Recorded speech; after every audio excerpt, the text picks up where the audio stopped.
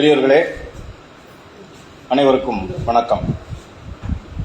நம் பாரதி சங்கம் நடத்தி வரும் தமிழ் மூதறிஞர் வாழும் வாக்கும் தொடர் சொற்பொழிவு நிகழ்ச்சியில் இது 461வது சொற்பொழிவு. இதில் பேராசிரியர் சே. அ. வீரபாண்டியன் அவர்களை பற்றி முனைவர் குப்பு வீரமணி அவர்கள் பேச வந்திருக்கிறார்கள். அவர்களை வருக வருக என்று அன்போடு வரவேற்கின்றேன். வழக்கம்போல் பாரதி சங்கத்திற்கு வந்து கூட்டத்தை சிறப்பிக்கிற அனைவரையும் வருக வருக என்று வரவேற்கின்றேன். முகநூலில் இணைந்திருக்கிற அனைவரையும் வருக வருக என்று வரவேற்கின்றேன். ஒரே ஒரு செய்தி உங்களிடம் பகிர வேண்டும் என்று தோன்றுகிறது. இப்போ சமீபத்தில் சென்ற வாரம் ஒரு பாரதி சங்கத்தினுடைய பாரதியார்.info என்ற இணையதளம், பாரதியை பற்றிய இணையதளம், பாரதிக்கென்று சிறப்பாக இருக்கிற இணையதளம், வழக்கறிஞர் வி.எஸ். ராமலிங்கம் அவர்களுடைய துணையோடு தொடங்கப்பட்டது, தொடர்ந்து நடைபெற்று வருகிறது. அதில் திடீரென்று ஒரு வேலை எனக்கு செய்ய ஆர்வமாக இருந்தது. ஒன்று, பாரதி பாடல்களை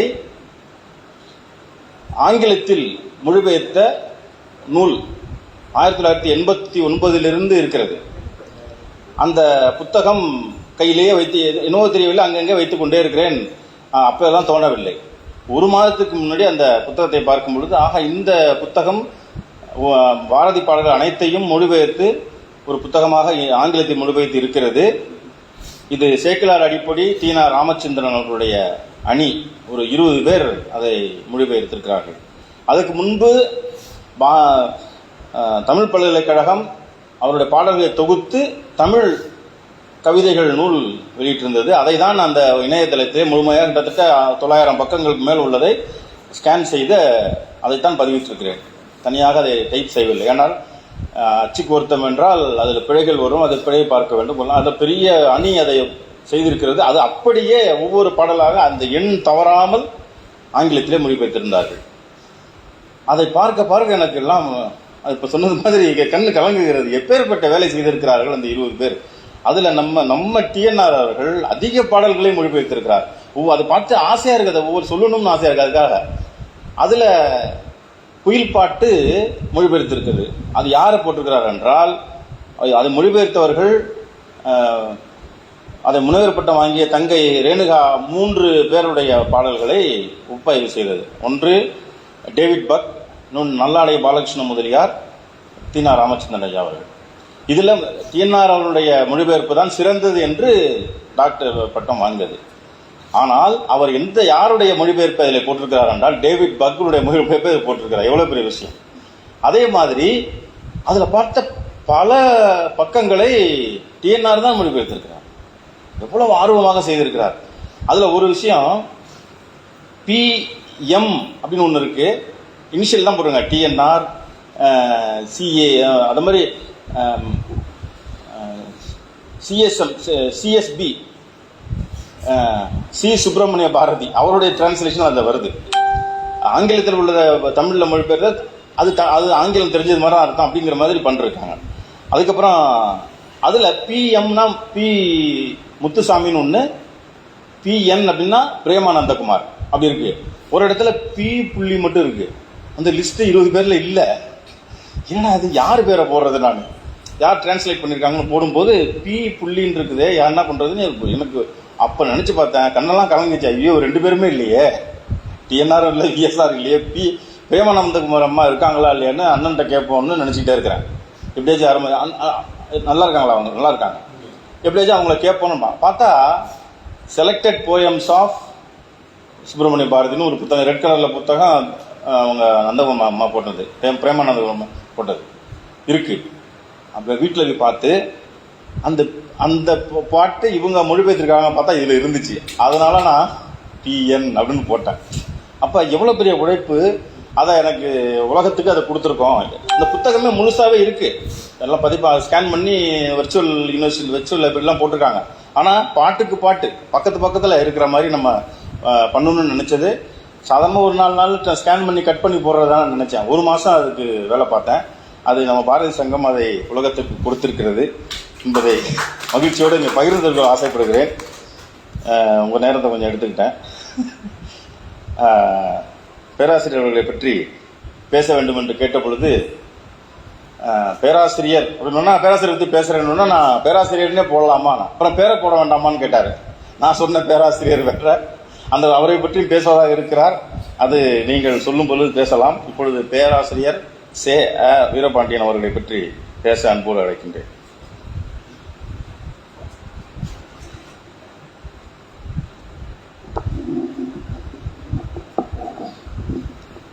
அவையோருக்கு எனது மாலை வணக்கம். அதாவது சற்றேறக்குறைய ஒரு தேர்வு எழுத போகிற ஒரு மாணவனுக்கு இருக்கிற படபடப்பு எனக்கு இருக்கிறது. ஏனென்றால் நான் பேச எடுத்துக்கொண்ட தலைப்பு, இந்த தலைப்புக்குள்ள இருக்கிற செய்திகளை விவரிக்கிற அளவுக்கு எனக்கு ஞானம் போதாது. ஏன்னா அது முழுக்க முழுக்க இசை தொடர்பான செய்திகள். எனக்கு கேட்க தான் தெரியும், கேட்டுக்கிட்டு இருக்கும்போது கூட தூங்கிடலாம், மற்றபடி அதுக்கு மேலே அதில் ஆழமாக தெரியாது. ஆனால் அந்த இந்த பேராசிரியர் சே. வீரபாண்டியன் தஞ்சாவூர் சரபோஜி கல்லூரியில் பிசிக்ஸ் ப்ரொஃபஸராக இருந்து வேலை பார்த்தார். அப்போ தான் எனக்கு அவர் பழக்கமானார். அதுக்கு பின்னாடி மற்ற நிலைகளுக்கெல்லாம் போய் தமிழ் பல்கலைக்கழகத்தில் பிசிக்ஸ் ஆஃப் தமிழ் மியூசிக் என்று அந்த பொருண்மையில் அவர் PhD செய்தார். இதுக்கு இடையில அவர் அவங்க அப்பா பேரு செபாஸ்டின் அசோக பாண்டியன். அவர் சிரேஸ்தாரா இருந்தவர் நம்ம புதுக்கோட்டை தான் அவருக்கு சொந்த ஊர். கோரக்குறிச்சி ராஜகுளத்தூருங்கிறது. அவங்க அம்மா ஜோஸ்பின். 7/7/49 பிறந்தவர். நான் சொல்றதுக்கு என்ன காரணம்னு கேட்டீங்கன்னா, எனக்கும் அவருக்கும் 6 மாதம் என்னை விட ஒரு இளையவர். அதுக்கப்புறம் 27/12/20 இந்த கொரோனா காலத்தில், பெருந்தொற்று காலத்தில் மறைந்து விட்டார். அவருடைய மறைவு என்பது, பேரிழப்பு என்பது ஒரு சம்பிரதாயத்துக்கு சொல்லுகிற வார்த்தை இல்லை. நான் இப்ப இந்த உரையை நிறைவு செய்கிற பொழுது நீங்களே உணர்வீர்கள். அவருடைய வழக்கம் என்ன அப்படின்னா, நான் எனக்கு அவருக்குமான பழக்கத்தை சொல்லிடுறேன் கொஞ்சமா. எந்த ஒரு செய்தியா இருந்தாலும் நுனிப்புல் மேய்வது அப்படிங்கிறது அவர்கிட்ட கிடையாது. அது சரியோ தப்போ, அது ஆழங்கால் பட்டவர்னு சொல்லக்கூடிய அளவுக்கு அது உள்ள போயிட்டாலும் அவர் திருப்தி அடைவார். அது மாதிரி அவருடைய துறையில கல்லூரி பேராசிரியர்களுக்கு இடையில சேரன் மாதேவி குருகுலம் பற்றிய ஒரு சர்ச்சை வருகிறது. அப்பெல்லாம் அவர் எனக்கு பழக்கமே கிடையாது. அந்த சர்ச்சையில் அவர் என்ன செய்யறாரு, சேரன் மாதேவி குருகுலத்தில் பெரியார் எடுத்த நிலைப்பாடு சரிதான் என்ற ஒரு கருத்து தெரிவிக்கிறார். மற்றவர்கள் இல்ல அதை மூடுனது தப்பு அப்படின்னு மற்றவர்கள் கருத்து தெரிவிக்கிறாங்க. இவர் உடனே அதுக்கு ஒரு சுருக்கமான வழி கண்டுபிடிக்கிறார். அதுக்கு பெரியார் திடலுக்கு ஒரு கடிதம் எழுதுவோம். பெரியார் திடலை பற்றி அவருக்கு தெரியாது. நான் இப்ப சொல்றதை பழையாக புரிந்து கொள்ளாதீர்கள். அங்க ஒரு கடிதம் எழுதுவோம், அவர்களுக்கு பதில் கொடுப்பார்கள்ங்கிற நம்பிக்கையில அவருடைய லெட்டர் பேட்ல இது மாதிரி சேரன் மாதேவி குருகுலம் பற்றி நான் தெரிந்து கொள்ள ஆசைப்படுகிறேன், இல்லை இந்த மாதிரி ஒரு விவாதம் வந்தது, இல்லை கருத்தை நான் இவ்வாறு பதிவு செய்தேன் என்று ஒரு கடிதத்தை எழுதி போட்டு விட்டார். நாங்கள் அப்பொழுது இன்றைய வழக்கம் அந்த வேலை தான் செஞ்சுக்கிட்டு இருக்கோம். பெரியாரை பற்றிய பிழையான தகவல்கள் எதுவும் போயிடக்கூடாது. நாங்கள் பெரியார் பிரச்சாரகர்கள் அல்ல. நீங்க என்ன வேணா பெரியாரை பத்தி புரிஞ்சுக்கங்க, என்ன வேணா கருத்து வச்சுக்கங்க, அதெல்லாம் எங்களுக்கு எந்த விதமான மறுப்பும் இல்லை, வெறுப்பும் இல்லை. ஆனால் பிழையான கருத்தை ஏற்றுக்கொள்ளாதீர்கள். அப்படி இல்லாம இருக்கணுங்கிறதுக்காக அர்ப்பாடுபட்டு ஆதாரபூர்வமான செய்திகளையே கொடுப்பது என்கிற முயற்சியிலே ஈடுபட்டிருக்கிறோம். அதுல நானும் இருக்கிறேன். நம்ம ஐயா மருதவாணன் ஐக்கோனா கிளாஸ் என்கிற புனைப்பெயரில் அவர் அரிய ஆய்வு கட்டுரைகளை எழுதுகிறவர். அவர் இருக்கிறார். இப்படி சில பேர் பணியாற்றி கொண்டிருக்கிறோம். அந்த வகையில நாங்கள் ஆண்டுதோறும் 3 மாதங்கள் பெரியார் திடலில அலுவலகத்துக்கு விடுப்பு போட்டுவிட்டு எங்களுடைய சொந்த செலவில அங்க போய் இருந்து அந்த ஆராய்ச்சியை மேற்கொள்வோம். அப்படி இருந்த காலத்தில் விடுதலை அலுவலகத்துல, இப்ப நான் சொல்றது மைக்ல தான் பேசுறேன், பதிவாகி கொண்டிருக்கிறது, இருந்தாலும் உண்மை இதுதான் என்பது புரிந்து கொள்ளுங்கள். அங்க அலுவலகத்துல உள்ள குப்பை கூடையை இந்த குப்பை கூடை போய் நீ ஏன் பார்த்த அப்படின்னு கேட்கலாம். ஆனா ஒரு பத்திரிகை அலுவலகத்தினுடைய குப்பை கூடை என்பது பார்த்தவர்களுக்கு தான் தெரியும் அது உள்ள எவ்வளவு இருக்கும்னு. நாங்க அந்த குப்பை கூடையை இரவு எல்லாரும் தூங்கினதுக்கு பின்னால கவுத்து அது உள்ள இருக்க குப்பையெல்லாம் பார்ப்போம். அப்படி பார்க்கிற பொழுது இவருடைய கடிதத்தை அதிலே பார்த்தேன். இவர் யார் என்று எனக்கு தெரியாது. ஆனால் அந்த கடிதத்தில் அவர் எவ்வளவு நம்பிக்கையாக ஒரு நிறுவனத்தில் இந்த மாதிரி ஒரு கேள்வியை இவங்கள்ட்ட கேட்டா பதில் கொடுப்பாங்க அப்படின்னு ஒரு நம்பிக்கையோட ஒரு பேராசிரியர் ஒரு கடிதத்தை எழுதியிருக்கிறார். அது என்ன மாதிரி ஒரு சைடு கசக்கி அதை குப்பையில போட்டு விட்டானே என்கிற ஆத்திரம் இருந்தாலும் அதை ஒன்றும் ஆத்திரப்பெல்லாம் பட்டாங்க, பயன் இல்லை. சரின்னு அந்த கடிதத்தை நீவி மடித்து பையில வைத்து கொண்டு ஊருக்கு வந்தோம். ஊருக்கு வந்ததுக்கு பின்னால அவருடைய பேராசிரியருடைய அப்போ அவர் வசித்த வீடு இப்போ இருக்கிற அந்த லேடி ஹெல்த் ஹாஸ்பிட்டல், இந்த அர்லாந்தா நகரில் இருக்கிற அதர் லேடி ஹாஸ்பிட்டலுக்கு எதிர டாக்டர் ராஜராஜேஸ்வரின்னு ஒரு குழந்தைகள் நல மருத்துவர் இருந்தாங்க. ஆவே மரியான அந்த கட்டடத்துக்கு பேரு. அதில் ஒரு பகுதியிலே அவர் வசித்து வந்தார். ஒரு நாள் மாலையில் அவர் வீட்டுக்கு போய் அவர்கிட்ட இந்த மாதிரி நீங்கள் தான் வீரபாண்டியனா அப்படின்னு கேட்டேன். ஆமாம், நீங்கள் யாருன்னாரு. இந்த கடிதத்தை எடுத்து காட்டினேன். அவருக்கு ரொம்ப அளவு கொண்டாத மகிழ்ச்சி. எப்படி ஒரு கடிதாசி எழுதி போட்டோம், ஒரு ஆளே வந்துட்டார் இதுக்காக பதில் சொல்றதுக்குன்னா அவரு கேட்டார். அப்புறம் நான் இதெல்லாம் சொல்லிக்கல, நான் உங்களை அங்கதான் கண்டுபிடிச்சேன்லாம் சொல்லலை. இருந்தாலும் உங்க கேள்விக்கு நான் தகுந்த ஆதாரத்தோடு வந்திருக்கிறேன்னு சொல்லி அவருக்கு தெளிவு பண்ணேன். இப்பையிலிருந்து நாங்கள் இருவரும் நல்ல நண்பர்கள் ஆகிவிட்டோம்.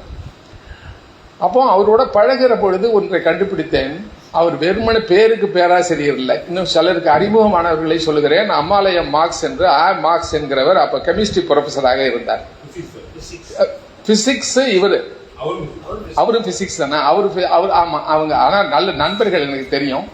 அப்போ கொஞ்ச நாள் கழிச்சு அவர் எங்க ரெண்டு பேரையும் கிண்டல் அடிப்பார் அவர் மார்க்ஸ். ஏன்னா நாங்க இந்த ஜோல்னா பையர்கள் அப்படின்னு சில கட்டுரைகள்ல எங்களை பத்தின விமர்சனத்தை அவர் எழுதியிருக்கிறார். ஜோல்னா பையர்கள் அப்படின்னு என்னையும் பேராசிரியர் வீரபாண்டியனையும் குறிப்பிட்டு எழுதக்கூடிய அளவுக்கு எங்களுக்குள்ள எப்படி இருக்கும் அது மாதிரி. அப்புறம் மணிகண்டன் ஒருவர் இருந்தார், அவர் பிஇடி பிசிக்கல் டைரக்டர் என்று நினைக்கிறேன். இப்படி சிலர். ஆனால் இவர் நல்ல இணக்கமான நட்பு இருந்தது, அவர்களுக்குள்ளே இதெல்லாம் பேசிக் கொண்டிருப்போம். அப்புறம் திராவிட இயக்கத்தில், திராவிட கழகத்தில் அவர் பகுத்தறிவாளர் கழகத்தின் வாயிலாக பணியாற்றினார். அப்படி பணியாற்றினார்னு சொன்னா ஏதோ கூட்டத்துக்கு வர்றவர் போறவர்னு பொருள் இல்லை. ரொம்ப ஆழ்ந்த சிந்தனையோடு செய்திகளை, செயல்களை எதா இருந்தாலும் சரி தீவிரமா அதுல இறங்கி அது மாதிரி பணியாற்றி கொண்டிருப்பார். அப்படி வந்தது. அப்புறம் நாங்க என்ன பண்ணோம், ஆல் இண்டியா கேஸ்ட் எராடிகேஷன் கான்பரன்ஸுக்கு நாங்கள் இருவரும் விஜயவாடாவுக்கு போனோம். வால்டர் யூனிவர்சிட்டியில 2 பேரும் உரையாற்றினோம். சபாநாயகர், அந்த அப்ப இருந்த ஆந்திர சபாநாயகர் தலைமையில. நான் கான்ஸ்டிடியூஷன் அண்ட் அவர் டியூட்டிங்கிற தலைப்பின் பேர்ல பேப்பர் பிரசன்ட் பண்ணேன். ஆந்திர பிரகாஷிகா டெய்லி அதை பப்ளிஷ் பண்ணாங்க, ஆல் இண்டியா ரேடியோலையும் ஒளிபரப்புனாங்க. அந்த அளவுக்கு முக்கியத்துவம் வாய்ந்ததாக அது இருந்தது. இப்படியெல்லாம் பல காரியங்களை நாங்கள் செய்து கொண்டிருந்தோம். அந்த அளவுக்கு தீவிரமாக அதில் இயங்குவாருங்கிறது இதை நான் சொல்லுகிறேன், வேற ஒன்றும் இல்லை. இப்படியே போச்சு. அப்ப நான் அப்படி பேசிட்டு இருக்கும்போது நான் என்ன பண்ணுவேன், படிச்சது எனக்கு பிடிச்சது அப்படிங்கறத என் கூட இருக்கிறவங்கள்ட்ட எல்லாம் சொல்லி அவங்களை அறுக்கிறது என்னுடைய வழக்கம். நம்ம சாய் நண்பருக்கு இது தெரியும். அதை எல்லாருக்கும் இதே நான் சொல்லுவேன். என்ன படிக்கிறேனோ அது எனக்கு பிடிச்சிருந்துச்சுன்னா பாவம் பக்கத்தில் இருந்தவங்களை நான் கொண்டுடுவேன், அவங்களுக்கு சொல்லி வச்சிருவேன், ஏதாவது ஒரு பயன் வராதா அப்படிங்கிற முறையில. அந்த வகையில் அப்போ கருணாமிர்த சாகரம், கருணாநிதி அப்ரஹாம் பண்டிதர் எழுதிய கருணாமிர்த சாகரம்ங்கிற நூலை படித்தேன். அதை படிச்சுக்கிட்டே இருக்கும்போது அதுல உள்ள நுணுக்கமெல்லாம் எனக்கு இன்னைக்கும் தெரியாது. ஆனால் ஒன்று தெரிந்தது, ஒரு தனி மனிதன் இவ்வளவு பெரிய கடுமையான உழைப்பில் தமிழிசையினுடைய தொன்மையும் ஒன்று, இன்னொன்னு அதனுடைய விரிவு, அதனுடைய ஆழம், இவ்வளவையும் கரைச்சி குடிச்சு அந்த அளவுக்கு எடுத்து எல்லாத்தையும் பதிவு செஞ்சு வரலாற்று ஆவணமாக கொடுத்தது மட்டுமில்லாமல் இவற்றில் அவரோட ஆராய்ச்சி செய்யறார். அவர் வெறும் டாக்குமெண்டாக அதை மட்டும் செய்யல, இவரு ஒரு ஆராய்ச்சி செய்தார். அப்போ மேலக்கர்த்தா ராகங்கள் என்று வரையறுக்கப்பட்டவற்றில் சில மேலக்கர்த்தா ராகங்கள் விடுபட்டு போயிருக்கிறது, இவற்றை சேர்க்க வேண்டும் என்று அவர் கருதுகிறார். அடிப்படையில் அதை சேர்க்கணும்னு நினைக்கும் போது அவர் என்ன செய்யறாரு, சும்மா ஒரு கட்டுரையா எழுதினா இப்ப இருக்கிற அளவுக்கு மீடியா வழக்கம் எல்லாம் அப்ப இல்லை. அதனால அவர் என்ன பண்றாரு, அவர் ஈட்டிய பொருளில் சொந்தமாக இந்த லாலி, இப்பொழுது லாலி ஹால் என்று திருமண கூடமாக இருக்கிறது, அது அப்ப லாலி பிரஸ்ஸாக அவர் வைத்திருந்தார். அந்த லாலி பிரஸ்ஸை நிறுவனதே இந்த கருணாமிர்த சாகர நூலை அச்சிடுவதற்காகத்தான். அதுலதான் அவர் அச்சிடுறார். ஒன்று. இரண்டாவது, இந்த நூலில் உள்ள கட்டுரைகள் இவருடைய கருத்தாக்கங்களை எல்லாம் மாநாடுகள் கூட்டி, மாநாடுகளும் அந்த லாலிஹாலா தான் நடக்குது. இதுக்கு யாரெல்லாம் கூப்பிடுறாருன்னா இந்தியா முழுக்க இருக்கிற பெரிய சங்கீத பெருமக்களை எல்லாம் அழைக்கிறார். போக்குவரத்து செலவு கொடுத்து அவங்க வாங்க, இங்க தங்குங்க, இந்த மாதிரி நான் இந்த இசை நுணுக்கத்தில் இந்த மாதிரி மேலகர்த்தா ராகத்தை ஒன்று சேர்ப்பது பற்றிய சிந்தனையில இருக்கிறேன் என்று அவர்களுக்கு சொல்லும் போது வெறுமன ஒரு கட்டுரை படிக்கிற மாதிரி படிச்சா அவங்களுக்கு புரியாதுங்கிற காரணத்தினால அவருடைய துணைவியாருக்கு வீணை கற்றுக் கொடுத்து, அவருடைய மகளுக்கு வீணை கற்றுக் கொடுத்து, இவர் எந்தெந்த மாதிரியான மாறுதல்களை விரும்புகிறார், அது எப்படி அமைகிறது என்பதை டெமான்ஸ்ட்ரேட் பண்ணி காட்டுவதற்கு அவர்களை பயன்படுத்தி அந்த அவையினருக்கு இதை சொல்லுகிறார். அப்படி வந்திருந்தவர்கள் எல்லோரும் அதுல ரொம்பவும் வெறுப்பே இல்லாம நான் சொன்னேன், அவர் ஏத்துக்கவே இல்லை அப்படிங்கறத பதிவு பண்றாரு. அவர் சொல்றாரு, பண்டிதரை நீங்க சொல்றதெல்லாம் சரிதான், நீங்க இப்ப டெமான்ஸ்ட்ரேட் பண்ணி காக்கும் போது கூட எங்களுக்கு அது இசைவா தான் கருதுறேன். ஆனா இது 27 மேலகர்த்தா ராகம் இல்லை, இதுக்கு மேல கூட இருக்கு, அது குறைச்சிருக்குன்னு சொல்றதுக்கு நீங்க வச்சிருக்கிற நியாயத்தை ஏதோ ஏற்றுக்கொள்வதற்கு ஏதோ ஒரு தடை இருக்கு, எனக்கு என்னன்னு எனக்கு தெரியல அப்படின்னு சொல்றாங்க. அதை அப்படியே பதிவு பண்ணியிருக்கிறார். அதுல இப்படியே அது நீளமா போகுது அந்த ஆராய்ச்சி. அந்த ஆராய்ச்சியில ஒன்று அவர் நிரூபித்தார். என்ன நிரூபினார்னா, தமிழ் இசைதான் தொன்மைத்தன்மை வாய்ந்தது, மிகுந்த ஆழமானது அப்படின்லாம் பதிவு பண்ணிட்டார். ஆதாரபூர்வமா பதிவு பண்ணிட்டார். பதிவு பண்ணி அந்த கர்ணாமிர்த சாகரம் அப்படிங்கிறது அந்த பேரெல்லாம் அப்புறம் நான் இப்ப விட்டேன்னா வீரபாண்டியன் வரமாட்டேன், அந்த அளவுக்கு அதுக்குள்ள போகுது. அந்த அளவுக்கு ஆழமா அதை செஞ்ச உடனே நான் என்ன பண்ணேன், அப்படி பேசிக்கிட்டு இருக்கும்போது வீரபாண்டியன் சொன்னேன், இந்த கர்ணாமிர்த சாகரம் நூலை நீங்க ஒரு தரம் படிச்சு பாருங்களேன். என்ன அவருக்கு எனக்கு உள்ள நட்பு காரணமாகவும் அவர் என்னன்னா எதை எடுத்தாரோ சேனம் கட்டின மாதிரி அதிலேயே கூர்ந்து போயிட்டே இருப்பாரு. அவருக்கு குறுக்க டைவர்ட் பண்ண முடியாது அவரால். நம்ம வேலை என்ன, பெரியாரை படிக்கிறது, பெரியாரை ஆராய்ச்சி பண்றது, பெரியாரை பிரச்சாரம் செய்யறது. நீங்க போய் நடுவில் கர்ணாமிர்த சாகரம் தான், இன்னும் நாடக வாசனை உங்களுக்கு போகலையா என்று என்னை உரிமையாக கண்டித்தார். இல்ல நல்லா இருக்கு, நமக்கும் தெரிஞ்சுக்கணும் தானே, அதுக்காக சொன்னேன் அப்படின்னு அவர்கிட்ட சொல்லி பார்த்தேன். அதில் கேட்க மாட்டார் அவரு. சரி விட்டுட்டேன். ஆனால் பின்னாடி என்ன செஞ்சார்னா, அவரே விபத்து மாதிரி கர்ணாமிர்த சாகரத்துக்கு உள்ள போயிட்டாரு. எப்படி போனார்னு எனக்கே தெரியல, அதுக்குள்ள போயிட்டாரு. போன உடனே என்கிட்ட சொன்னார், நான் அப்போ உங்களை திட்டினேன், ஆனா உண்மை என்னன்னு கேட்டா கர்ணாமிர்த சாகரம்னு ஒரு பேர் வச்சது சாகரம் தான், அவ்வளோ பெரிய கடலுக்குள்ள இருக்குது அப்படின்னு சொல்லிட்டு அப்போ தன்னுடைய பிஹெச்டி தீசிஸை அப்பதான் பிஹெச்டி பண்ண போறார். எம்பில் பிடிச்சிட்டு இங்க பேராசிரியராக இருந்தார். அப்ப பிஹெச்டி பண்றதுக்கான தலைப்பு என்னன்னு கேட்டீங்கன்னா பிசிக்ஸ் ஆஃப் மியூசிக் என்று தலைப்பை முதல்ல பிக்ஸ் பண்ணிக்கிறார்.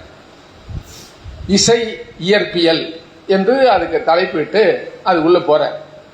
அதுக்கப்புறம் அதனுடைய விரிவு என்ன ஆச்சுன்னா பிசிக்ஸ் ஆஃப் தமிழ் மியூசிக் என்று அதனுடைய இன்னும் கொஞ்சம் விரிவுக்கு கொண்டுட்டு போகிறாரு. அப்படி கொண்டுட்டு போறதுக்கு என்ன காரணமாக இருந்தது அப்படிங்கிறத பின்னாடி சொல்றேன்.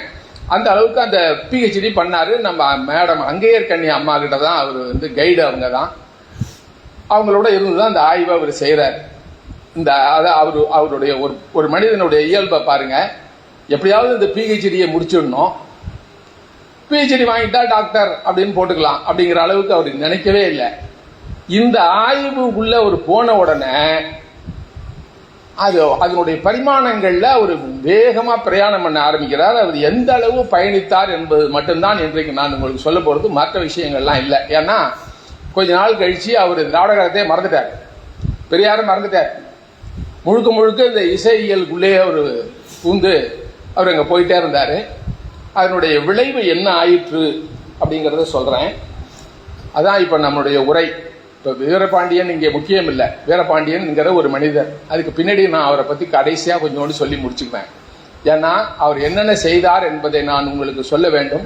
நான் ஏற்கனவே சொன்னபடி எனக்கு அந்த இசை நுணுக்கமெல்லாம் எனக்கு தெரியாது, இப்பவும் தெரியாது. ஆனால் இவ்வளவு ஆழமான சிந்தனை ஓடி பல இலக்கியங்களை நம்ம பார்த்திருக்கிறோம், படிச்சிருக்கிறோம். இவர் இசையியல் என்கிற வெளிச்சத்தில் எல்லா இலக்கியங்களையும் கூறா பிரிச்சிடுறாரு. பிரிச்சு எல்லாத்தையும் போயிட்டு அவர் அதுல சொல்றாரு, அவருடைய ஃபைண்டிங்ஸ் அப்படின்னு சொல்றதுல ஒரு சில விஷயங்களை மட்டும் உங்களுக்கு காட்டுறேன். உலகில் உள்ள எல்லா மொழிகளின் இசைக்கும் உலகில் உள்ள எல்லா மொழிகளின் இசைக்கும் பயன்படக்கூடிய அளவுக்கு முக்கியத்துவம் உள்ள தொல்காப்பியத்தில் உள்ள எழுத்தின் ஒலிக்கும் இசையின் சுரம் மற்றும் தாளத்திற்கும் இடையிலான தொடர்பு பற்றிய இலக்கணம். இவருடைய ஆய்வு எடுத்துக்கிட்டதுல அந்த ஆய்வு முடிச்சிருச்சு. Physics of மியூசிக்ங்கிறத முடிச்சிட்டார். அதனோட இந்த ஆய்வினுடைய வெளிச்சம் விளைவு என்ன பை ப்ராடக்ட்னு சொல்லலாம். இது பிரைமரி ப்ராடக்டாவே ஆகி போச்சு. உலகில் உள்ள எல்லா மொழிகளின் இசைக்கும் பயன்படக்கூடிய அளவுக்கு முக்கியத்துவம் உள்ள தொல்காப்பியத்தில் உள்ள எழுத்தின் ஒலிக்கும் இசையின் சுரம் மற்றும் தாளத்திற்கும் இடையிலான தொடர்பு பற்றிய இலக்கணம் ஒன்று. இரண்டாவது, சிலப்பதிகாரத்தில் உள்ள இசை தொடர்பான வரிகளுக்கு வெளிச்சம் தரும் இசையியல் தகவல்கள் சங்க இலக்கிய வரிகளில் இருப்பது. 2. நான் இதெல்லாம் ஒவ்வொரு தலைப்புகளையுமே 1 மணி நேரம் பேச வேண்டிய விஷயம் இருக்கு. இது உள்ளே இருக்கு அவ்வளவும். 3. யாழை பற்றிய தகவல்கள் சிலப்பதிகாரத்தை விட கூடுதலாக பெருங்கதையில் இருப்பது. 3. 4. இதுதான் அந்த ஆராய்ச்சியினுடைய நிறைவு பகுதி.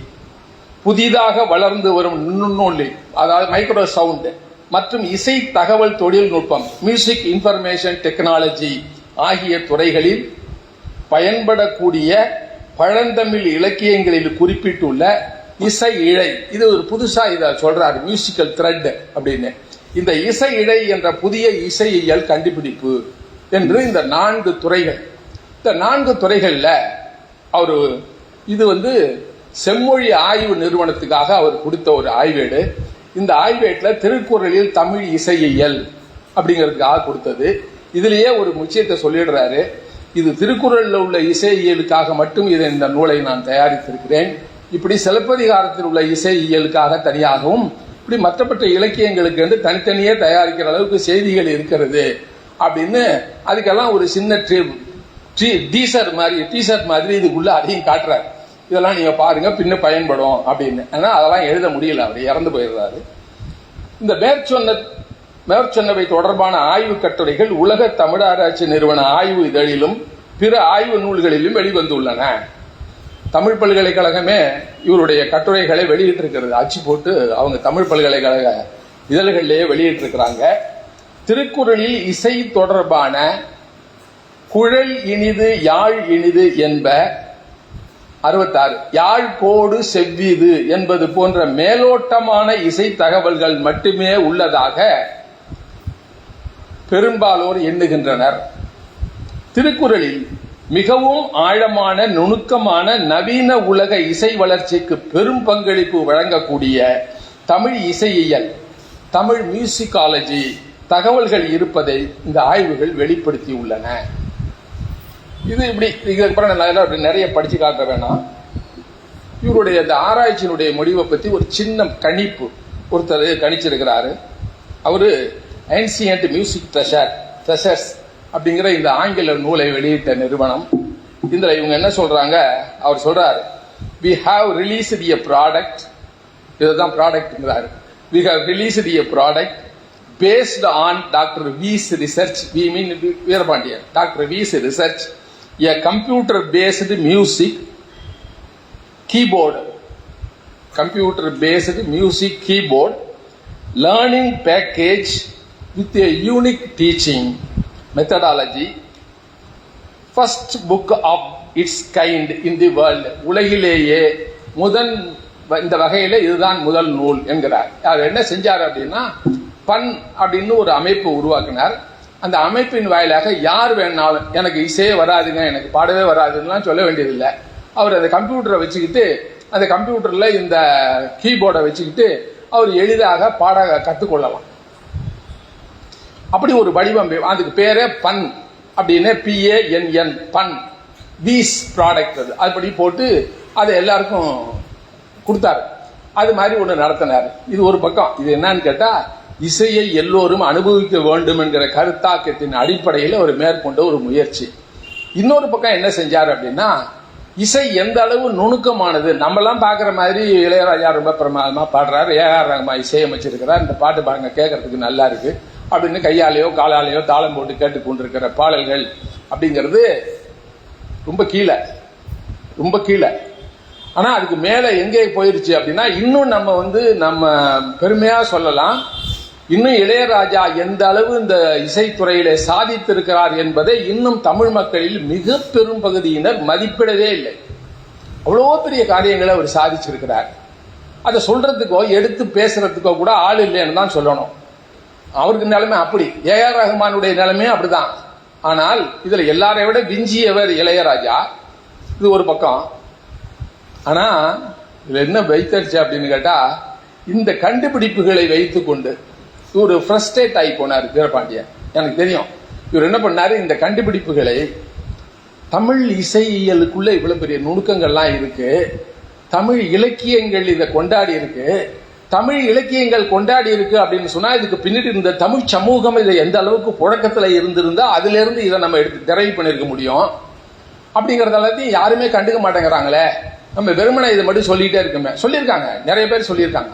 அதாவது ஒவ்வொருத்தரும் யாழ் நூல், விபுலானந்த அடிகள் என்று வரிசையாக ஒரு நீள பட்டியல் இருக்கு. அவங்க எல்லாம் ரொம்ப அரும்பாடுபட்டு, இப்ப கருணாநிதி அப்ரஹாம் பண்டிதரை சொல்ற மாதிரி அவர்கள் எல்லாம் மிக அரிதின் முயன்று மிக அருமையான நுணுக்கமான செய்திகளை எல்லாம் பதிவிட்டிருக்கிறார்கள். அவைகள்லாம் நூலக அடுக்குகளில் தூங்கி கொண்டிருக்கிறதே தவிர நடைமுறைக்கு வரவில்லை. அது ஏங்கி சொல்றாரு, இசையே நீங்க ஒரு பாடமா வைக்கணும், அந்த பாடத்துல சாரி காமான்னு பாட்டு பாடுறதுக்கு சொல்லிக் கொடுக்க கூடாது, எல்லாத்தையும் அவங்களுக்கு சொல்லிக் கொடுக்கிற அளவுக்கு அது ஒரு விரிவான படிப்பாக இருக்க வேண்டும் என்று கூட இந்த ஆய்வு நூலிலே அவர் வலியுறுத்துகிறார். அவர் வலியுறுத்துவது எந்த அளவுக்கு நியாயம் என்று இந்த முழுக்க இது போறவங்களுக்கு தான் அது புரியும். அந்த அளவுக்கு அது உள்ள ஆழமா போறார். இப்படி எல்லாம் சொல்லிட்டு இதுக்கு இடையில ஒண்ணு நான் இதையே சொல்லிட்டு இருக்கேன், ஒரு போர் அடிக்கிறதுனா சொல்லிடுங்க. ஏன்னு கேட்டா நிறைய சரக்கு இருக்கு. அது நம்ம வேடிக்கையா சொல்லுவோம், ஊசி முனை காதுக்குள்ளே ஒட்டகங்கள் நுழைந்தாலும் காசாசை போகாதடி உலோபி.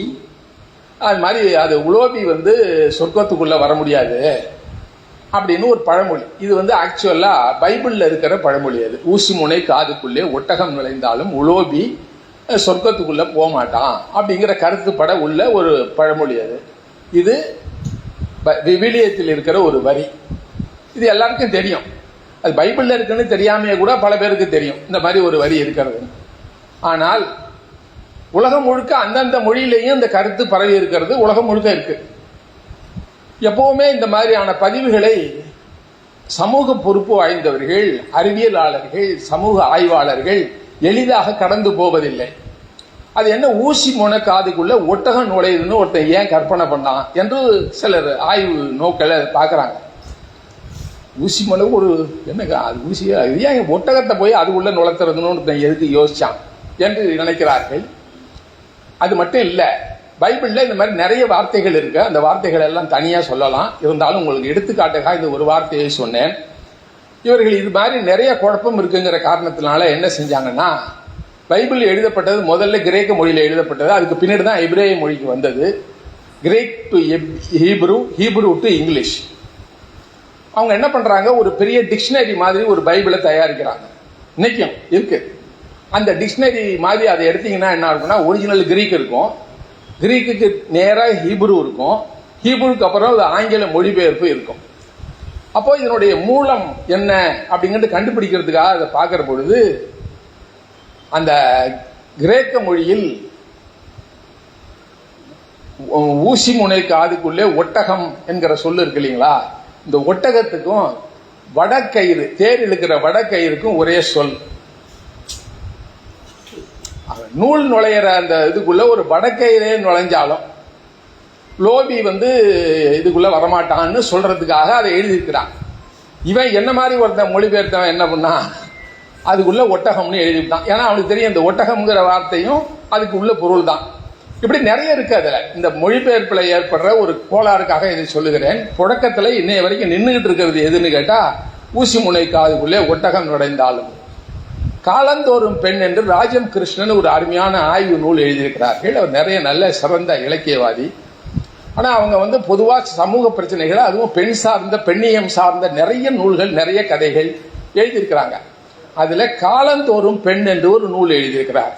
அந்த நூலில் ஒரு வரி இன்றளவும் எனக்கு அதை உறுத்தி கொண்டே இருக்கிற ஒரு வரி, ரொம்ப சின்சியரா அதை பதிவு பண்ணியிருப்பாங்க. என்னன்னு கேட்டா, வேத காலத்திலேயே பெண் ஒடுக்கப்பட்டாள் என்று ஒரு கருத்து இருக்கிறது. இல்லை, வேதம் மகளிரை ஊக்குவித்தது. அப்போ மகளிர் படிச்சாங்க, அவங்க எல்லாம் நிறைய நல்ல நிலைக்கு வந்திருந்தாங்கிறதுக்கு என்ன அடையாளம்னு கேட்டா, அதுல ஒரு வரி வருகிறது, பெண்ணே நீ அவ விதவை ஆயிட்டா, துணைவர் இறந்து விட்டான். அப்ப அப்படி சொல்லல. அவன் என்ன சொல்றான்னா, எழுந்து வா, இந்த தீக்கு முன்னாடி, அக்னிக்கு முன்னாடி நீ வா, உன்னுடைய கடந்த கால வாழ்வின் சுக துக்கங்கள் எல்லாம் அழிந்து விட்டது, நீ இப்பொழுது புனிதமாகி விட்டாய், புதிய பெண்ணாகி விட்டாய், உன்னுடைய புதிய உலகத்திற்கு போ, புதிய வாழ்க்கையை தொடங்கு, நீ உற்பத்தி செய்கிறவள், சமூக உற்பத்தியில் பங்கெடுக்க வேண்டியவள் என்று ஊக்குவிக்கும்படியான அந்த வேத வரிகள் இருக்கின்றன. அதுல ஒரே ஒரு சொல், நீ இந்த நெருப்புக்கு முன்னாடி வந்த உடனே நீ புதிய திறன் பெற்று விட்டாய், புதிய வாழ்க்கையை பெற்று விட்டால் என்று சொல்லுவதற்கு மாறாக முடங்கி கிடக்க வேண்டியவள் என்கிற பொருளில் அந்த சொல் பயன்படுத்தப்பட்டது. எனவே அதையே பிடித்துக் கொண்டிருக்கிறார்களே தவிர உண்மையிலேயே அது அப்படி சொல்லப்பட்டது அல்ல. ஏனென்றால் அப்ப இருக்கிற சமூகவியலும் அதுதான், வாழ்க்கையியலும் அதுதான் அதை அவங்களை ஊக்குவித்தது என்று அவர் அந்த காலந்தோறும் பெண் என்கிற நாவல்ல ராஜம் கிருஷ்ணன், அது நாவல் இல்லை, கட்டுரை தொகுதி, அதுல பதிவு செஞ்சிருப்பாருங்க. இப்படி இந்த மொழிபெயர்ப்பு அதை பொருள் கொள்ளுகிற பொழுதெல்லாம் இது மாதிரி சில பிரச்சனைகள் இந்த பிரச்சனைகளை காலங்காலமாக நின்று தொலைத்து விடுகின்றன. அந்த வகையில இவர் என்ன செய்யறாருன்னு கேட்டா, இசை என்பதே இவருடைய குதிரைக்கு கடிவாளம் கட்டின மாதிரி இந்த இசையியல் பற்றிய தொன்மங்களை தேடுவதுதான் தன்னுடைய முழு வேலை என்று அவர் எடுத்துக்கொண்ட காரணத்தினால் முதல்ல இவர் எடுத்துக்கொண்டது திருக்குறளை. இந்த திருக்குறளை எடுத்துக்கிட்ட உடனே அதுல முதல்ல ஒரு திருக்குறள், இவர் நிறைய திருக்குறள் எடுத்திருக்கிறார், அதுல ஒரு திருக்குறளை மட்டும் இப்ப நான் 2 திருக்குறளை உங்களுக்கு சொல்றேன், அதுக்கு பேனம் பண்ண ரொம்ப நேரம் ஆயிடும், அது மட்டும் சொல்லிடுறேன். அந்த திருக்குறள் என்ன சொல்லுகிறது என்றால், சீர் இடம் காணின் எரிதற்கு பட்டடை நேரா நிறந்தவர் நட்பு. புதிய இசையியல் தகவல், குறள் 821. இதுல சீர் இடம் காணின் எரிதற்கு பட்டடை நேரா நிறந்தவர் நட்பு என்ற ஒரு திருக்குறள். இந்த திருக்குறளில் பட்டடை என்ற ஒரு சொல் வருகிறது. எல்லாரும் இந்த பட்டடை என்கிற சொல்லை இதுல ரொம்ப எச்சரிக்கையா என்ன பண்றாருன்னு கேட்டீங்கன்னா, இந்த திருக்குறளுக்கு உரை எழுதியவர்களை எல்லாம் மேற்கோள் காட்டுவதற்காக அவர் எடுத்துக்கொள்ளுகிற பொழுது எளிதாக மக்கள் புரிந்து கொள்வதற்காக உரை எழுதிய முதல் நபர் மூவா என்று அவர் குறிப்பிடுறார். அதனால மூவாவுடைய உரையை முதல்ல எடுத்துக் கொள்கிறார். சரி, இந்த பிரச்சனை எங்கிருந்து துவங்குகிறது என்று காட்டுவதற்காக பரிமேலழகரை பட்டியலிலே முதலிடத்தில் வைத்திருக்கிறார். ஏன்னா பரிமேலழகர் உரையிலேயும் இந்த மாதிரி சிக்கல்கள் இருக்கிறது. இதுல வரிசையா சொன்னார், இந்த இடம்பெற்றுள்ள பட்டடை என்ற சொல் இசையில் மிக முக்கிய பங்கு வகிக்கும் ச ப இசைச்சுர உறவை குறிக்கும் அப்படின்னு. இது இந்த கட்டுரை அப்படிதான் துவங்குது. அதுக்கப்புறம் யார் யார் இதுக்கு உரை எழுதினார்கள், எல்லோரும் இந்த பட்டடை என்கிற சொல்லை எவ்வாறு கையாண்டார்கள் என்பதை சொல்லுகிறார். அதை மனிதன மூவா உரை. அகத்தே பொருந்தாமல் புறத்தில் பொருந்தி நடப்பவரின் நட்பு தக்க இடம் கண்டபோது எரிவதற்கு உரிய பட்டடை ஆகும். எரிவதற்குன்னா டிஸ்போஸ் பண்றது அப்படிங்கிற பொருள்ல அவர் சொல்றார். பரிமேலழகர் உரை அதெல்லாம் நீளமா நான் படிச்சு சொல்ல விரும்பல. ஆனா அவர்கள் எல்லாரும் என்ன செஞ்சிட்டாங்கன்னு கேட்டா, பட்டடை என்பது முடிவிடம் என்று பரிமேலழகர் சொல்லுகிறார்.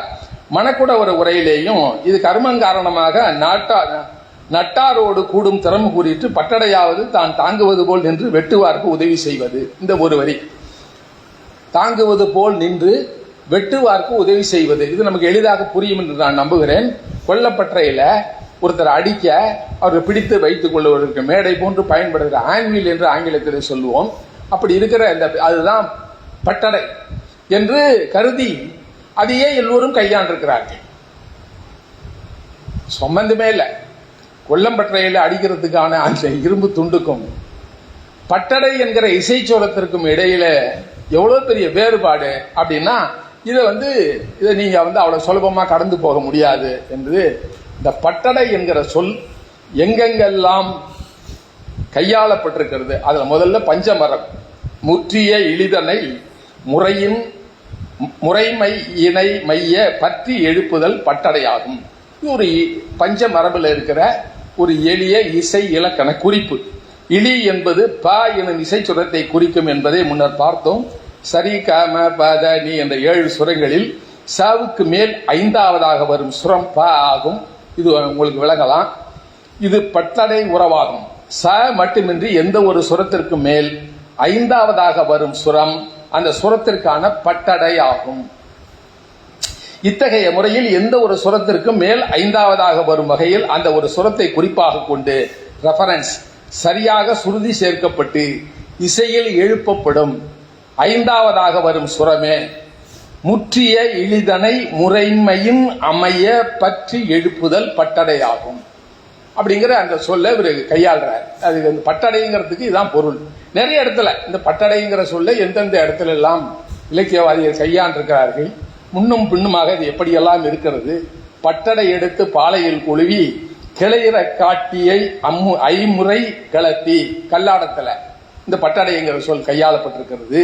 கிளை 5 நரம்பு எண்ணெய் கிளையெனப்படுவ கிழக்குங்காலை குரலே இலியே துத்தம் விளரி கை கிளை எனவே தகும் என்ப. இது சிலப்பதிகாரத்தில் வருது. இப்படி பல இடங்கள்ல சுட்டி காட்டுறார். இந்த பட்டடை என்கிற சொல் இசை மரபில் தொன்மை இசையியலில் தமிழர்களின் வாழ்வில் தமிழர் இலக்கியத்தில் இவ்வாறு கையாளப்பட்டிருப்பதை அறியாமல் பட்டடை என்பதை கொல்லன்பற்றையில இருக்கிற ஒரு கருவி என்கிறதாக கருதி அதுக்கு பொருள் கொண்டு இருக்கிறார்கள். ஆனா இதுல என்ன வருத்தம்னா இது மாதிரி நிறைய சொற்கள், இது ஒரு சொற்கள் ஒரு சொன்ன எடுத்துக்காட்டு தான் இது.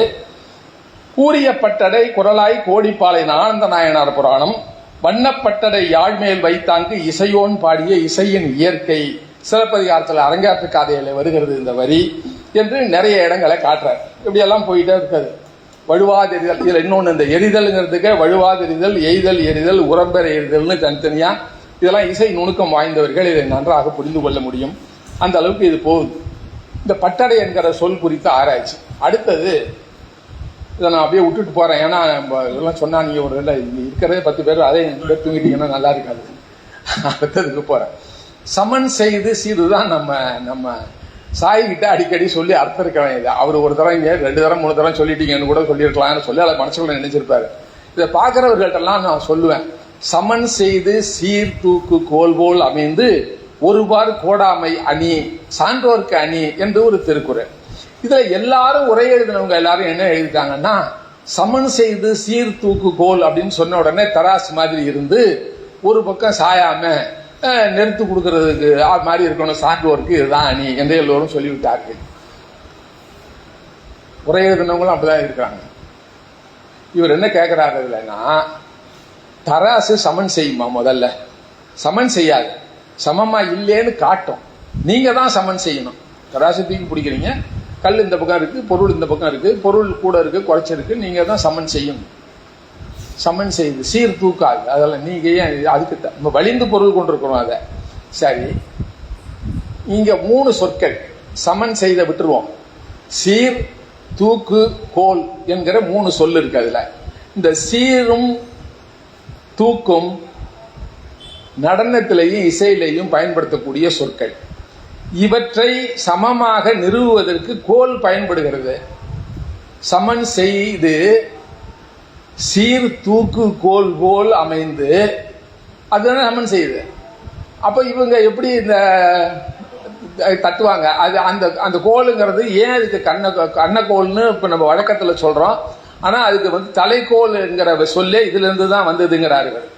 இந்த கோலுங்கிறது எப்படி வந்தது அப்படிங்கறத பத்தின ஒரு ஆராய்ச்சி வருது. சிலப்பதிகாரத்தில் தலைக்கோல் பெற்றாள் மாதவி, அவளுக்கு தலைக்கோல் என்கிற பெரிய பரிசு கொடுக்கிறார்கள்.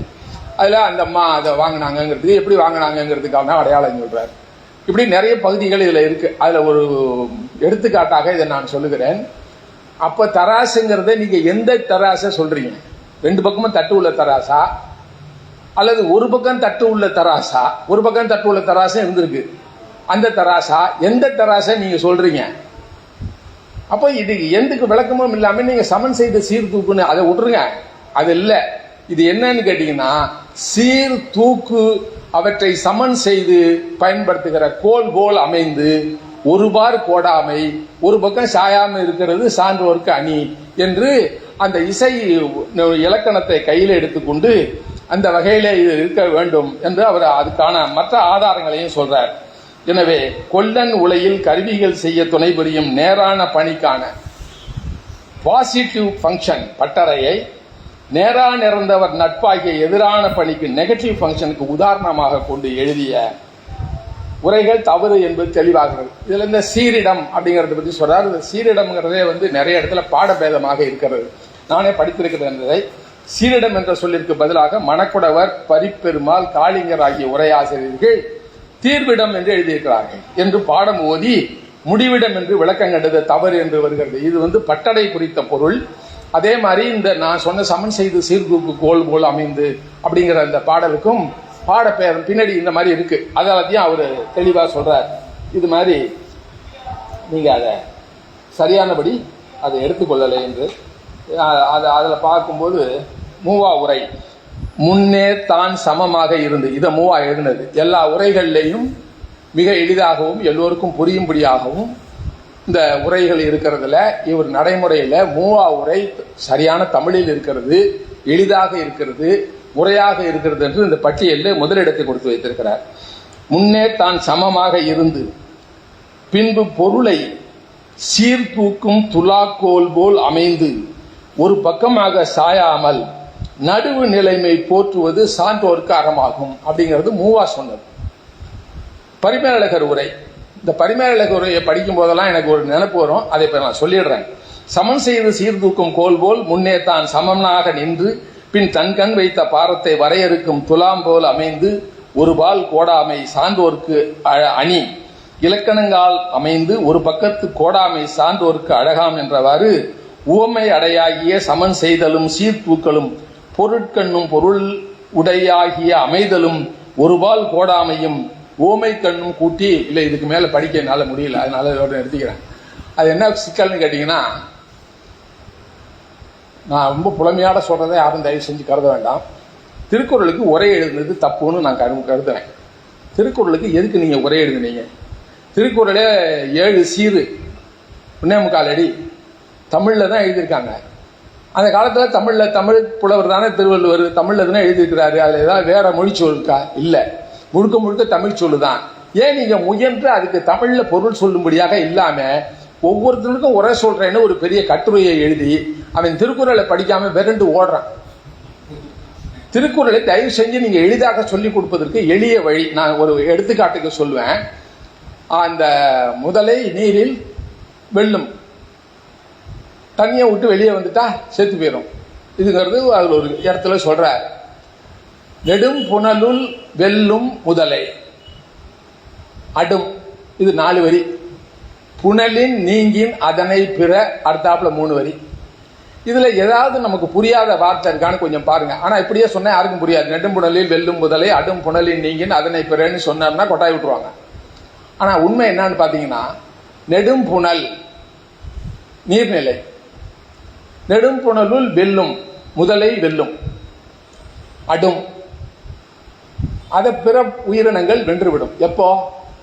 புனலின் நீங்கின் அதனை பிற, இந்த நீர்நிலையிலிருந்து வெளியே வந்துட்டா பிற உயிரினங்கள் அதை வென்றுவிடும். இதான பொருள். இது ஏன் நீங்க அப்படியே புனலுங்கிற வார்த்தை புரியலையா, இல்ல புரியும்படியா சொல்லித்தர தெரியலையா?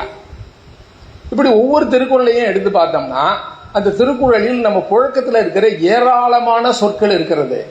அந்த சொற்களை எல்லாம் விட்டுவிட்டு இவர்களுக்கு புரியவில்லை என்பதற்காக பிறமொழி சொற்களையும் வடமொழி சொற்களையும் லீன் மாதிரி ஊன்றுகோல் மாதிரி துணைக்கி எடுத்து அதை கொண்டு உரை எழுதுறேன்னு எழுதி இதை இப்ப பரிமேலழகர் ஒரு உயரத்துல எழுதி வச்சுட்டாரு. அதுக்கு உரை நிறைய உரைகளுக்கு உரை எழுதியிருக்கிறாங்க.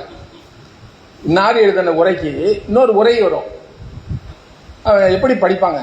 இல்ல நான் சொல்றது அப்பெல்லாம் படிச்சிருக்காங்க இல்லைன்னு நான் சொல்லல, எங்களுக்கு பத்தல அப்படி வச்சுக்கோமே. எங்களுக்கு பத்தும்படியா சொல்லிக் கொடுக்க எங்களுக்கு வாத்தியார்கள் இல்லை.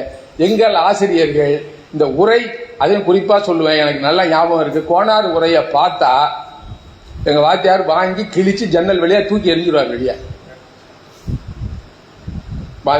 பீட்டர்ஸ் ஹை ஸ்கூல்ல அதே மாதிரி வரலாற்று பாடத்திற்கு நோட்ஸ் வச்சு எங்கேயாவது நோட்ல எவனாவது வரலாற்று பாடத்துக்குன்னு நோட்ஸ் வச்சிருந்தா அப்ப இருந்த ரெல்டன் ஒரு வாத்தியார் இருந்தாரு. அவர் என்ன பண்ணுவாரு, தப்பி தவறி திருட்டுத்தன்மா கூட அதை வச்சுக்க கூடாது, அதை பிடுங்கி கிழிச்சு ஜன்னல் வழியா தூக்கி வெளியே எறிஞ்சிருவார்.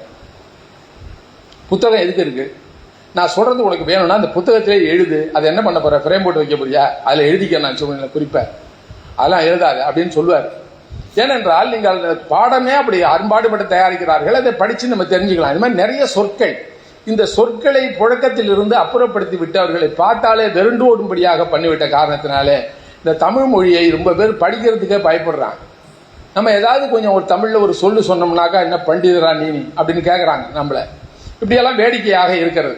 ஆனா இதுல என்ன அது மாதிரி ஆனதுனால என்ன ஆச்சு அப்படின்னு கேட்டீங்கன்னா, இது மாதிரி ஆழமான சொற்கள், ஆழமான இலக்கணம், ஆழமான ஆய்வு எல்லாம் காணாம போய் இப்ப நமக்கு அதெல்லாம் மீட்டு உருவாக்கம் செய்யறதுக்கு இப்ப வீரபாண்டியன் மாதிரி ஒருத்தர் இதெல்லாம் படிச்சு, திருக்குறள் உங்களுக்கு தெரியுமா, திருக்குறள் இந்த மாதிரி இருக்கு அப்படின்னு நம்ம சொல்ல, ஓஹோ திருக்குறள் இப்படி இருக்கு, அப்ப திருவள்ளுவர் எந்த காலேஜில் படிச்சுட்டு இதெல்லாம் எழுதினார் எங்களுக்கு தெரியலையே அப்படின்னு நம்ம அவரை திருப்பி கேட்கும்படியான ஒரு சூழல் விட்டது. எனவே பாடுவல், இது பாருங்க தலைக்கோல், இதுல நான் சொன்னேன் அப்போ அந்த இதுல வர்றது தலைக்கோல் என்பது மதலை மாக்கோல் என்றும் அழைக்கப்பட்டிருக்கலாம் என்பதை கீழ்வரும் சான்று உணர்த்துகிறது. இது புறநானூரில் இருக்கிற பாடல். பாடுவல் விரலி ஓர் வண்ணம் நீரும் மண்முழா அமைமின் பன்யாழ் நெருமின் கண்விடு தூம்பின் களிற்றுயர் தொடுமின் எல்லரி தொடுமின் ஆகுளி தொடுமின் பதலை ஒரு கண் பையனை இயக்குமின் மதலை மாக்கோல் கைவளம் தமின். நான் படிக்கும்போது உங்களுக்கு உண்மையிலேயே ஏதோ சமஸ்கிருதத்தில் படிக்கிற மாதிரி இருக்கும். ஆனா ஒரு 15 நிமிடம் என்னை அனுமதித்தீர்கள் என்றால் இந்த ரொம்பவும் எளிதான பாடல் என்று உங்களை என்னால் நிறுவ முடியும். அந்த அளவுக்கு எளிமையான பாடல், எளிமையான தமிழ். ஆனா இதை நம்ம அப்படி தூரத்தில் ஆக்கிட்டாங்க, நம்ம கிட்ட எதிலே போக முடியாதுன்னு. இந்த வடிவமும் இன்னொன்று நல்லா யோசிச்சு பாருங்க. இப்ப இதை 10 மார்க்கு கேள்விக்கு விடை எழுத சொன்னீங்கன்னா ஒரு 2 பக்கத்துக்கு நம்ம மாணவன் விடை எழுதணும். கோனார் நோட்ஸ்ல அப்படிதான் இருக்கு. ஆனால் இது அந்த 2 பக்கத்துக்கு நீங்க எழுத வேண்டிய உரை குறிப்பு இருக்கு இல்லையா, அந்த உரை குறிப்பை 10 வரியில் காட்டியிருக்கிற ஒரு பாடல். இந்த 10 வரியில் காட்டுகிற வல்லமை இருக்கிறது, 10 வரியில் காட்டுவதற்கான செருமை இருக்கிறது, எளிமை இருக்கிறது, புழக்கத்தில் இருந்திருக்கிறது. இதைத்தான் பதிவு செய்திருக்கிறான் நமது புறநானூற்று புலவன். அதை எல்லாத்தையும் தூக்கி எட்டி வச்சுட்டு நான் கோனார் நோட்ஸை கொடுக்குறேன் படிச்சுட்டு வாங்க, அவன் என்ன கதி ஆவான்? சரின்னா அதை சாய்ஸ்ல விட்டுறேன் எங்க அம்மா. அப்படித்தானே? மதலை என்பது பற்றுக்கோடு ஆகும், திருக்குறள்ல வருது, கலித்தொகையில இந்த சொல்லு வருகிறது. எனவே இப்படி நீளமா இதை போறார். விரிசீர் தெரிகோல் ஞமன் போல் ஒரு திறம் பற்றல் இளியரோ என்று புறநானூற்றிலே வருகிறது. இப்படி ஒவ்வொரு இடத்துலையும் இந்த கோல் என்கிற சொல் என்ன பொருளில், என்ன பொருண்மையில், எந்த இடத்துல பயிலப்பட்டிருக்கிறது என்பதை ஆழமாக சொல்லி ஒரு பால் கோடாமை சான்றோர் கனி என்பதை நிறுவுவதற்காக அந்த பெரிய ஓமையை அவர் கையாண்டிருக்கிறார் என்று நிறைய சொல்லிக் கொண்டே போகிறார். இது 2வது திருக்குறள். நான் அதுக்கப்புறம் மற்ற திருக்குறள்கள் எல்லாம் போல நிறையறியர் மண்ணணியர் என்னாது காமம் மறையறைந்து மான்றுபடும் இவர் நெஞ்சத்தை நிறுத்தும் நிறையில்லாதவர் மிகவும் இரங்கத்தக்கவர் என்று கருதாமல் காமம் மறை திருத்தத்தை கடத்து மன்றத்திலும் வெளிப்படுகின்றது. அது சரி, நான் இது சம்பந்தமா இது போனா எனக்கு ரொம்ப நேரம் ஆயிடும், இப்ப வேண்டாங்க. இப்படி சிலப்பதிகாரத்திலையும் இப்படிதான், இப்படி ஒரு பக்கம் வச்சிருக்காங்க, இது ஒரு பக்கம். இதுக்கு அப்புறம் இந்த ஆராய்ச்சியை விட்டுட்டு வேற இடத்துக்கு போறேன் நான். ஏன்னா இது இலக்கியத்துல நம்முடைய பழந்தமிழ் இலக்கியங்கள்ல நம்மால் புறக்கணிக்கப்பட்டு மறந்து விடப்பட்ட பல சொற்கள் இசையின் முக்கியத்துவத்தை கருதி, வாழ்வில் இசையினுடைய இடத்தை கருதி, இதை எல்லோரும் பயில வேண்டும் என்பதற்காக முயன்றதன் விளைவாக இந்த சொற்களை அவர்கள் இலக்கியத்திலே பயன்படுத்தி இருக்கிறார்கள் என்பதை இவர் நிறுவுகிறார். இது ஒரு செய்தி. அடுத்த செய்தி, இப்போ இதை சொன்ன உடனே அவர் என்ன பண்றாரு, இதோட நேர்த்தியில இந்த இசையில மருத்துவம் இப்படி போறாரு.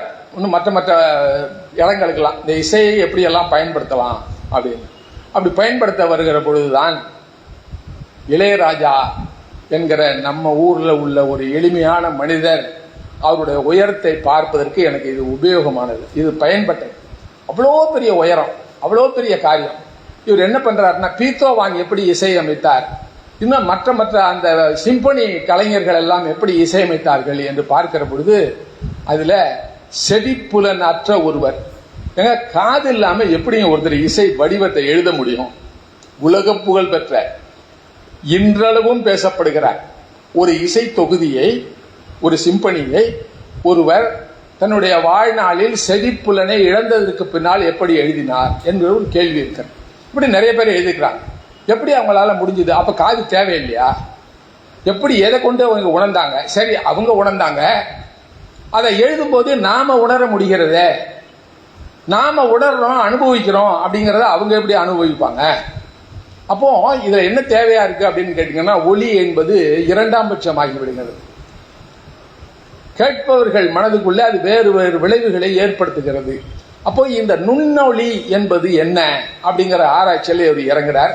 இறங்கினதுக்கு பின்னாலே அது தொடர்பாக பார்க்கிற பொழுது, வயிற்று பொழைப்புக்காக உங்க ஊர் நிலைமையில காம்ப்ரமைஸ் பண்ணிக்கிறதுக்காக அவர் இந்த பாட்டெல்லாம் எழுதி காட்டி உங்களை வித்த காட்டிக்கிட்டு இருக்காரு. அவரே சொல்றாரு, அந்த பாடல்களை அப்படின்னு பார்க்கணும்னா நத்திங் பட் விண்ட் என்று அவருடைய ஒரு இளையராஜாவுடைய ஒரு சின்ன காசட்டையும், இன்னொன்று நத்திங் பட் விண்ட் ஒன்று, இன்னொரு பேர் சட்னி ஞாபகம் இல்லை, அதுதான் சொல்றேன்.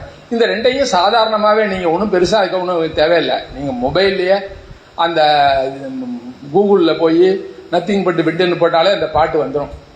அதை கொஞ்ச நேரம் பொறுமையாக கேட்டாலே தெரியும், ஒன்றும் இல்லைங்க வெறும் காற்று தான் அப்படிங்கிறத அவ்வளவு அழகா அவர் அதில் இசைத்து காட்டுவார். அப்படி போகுது.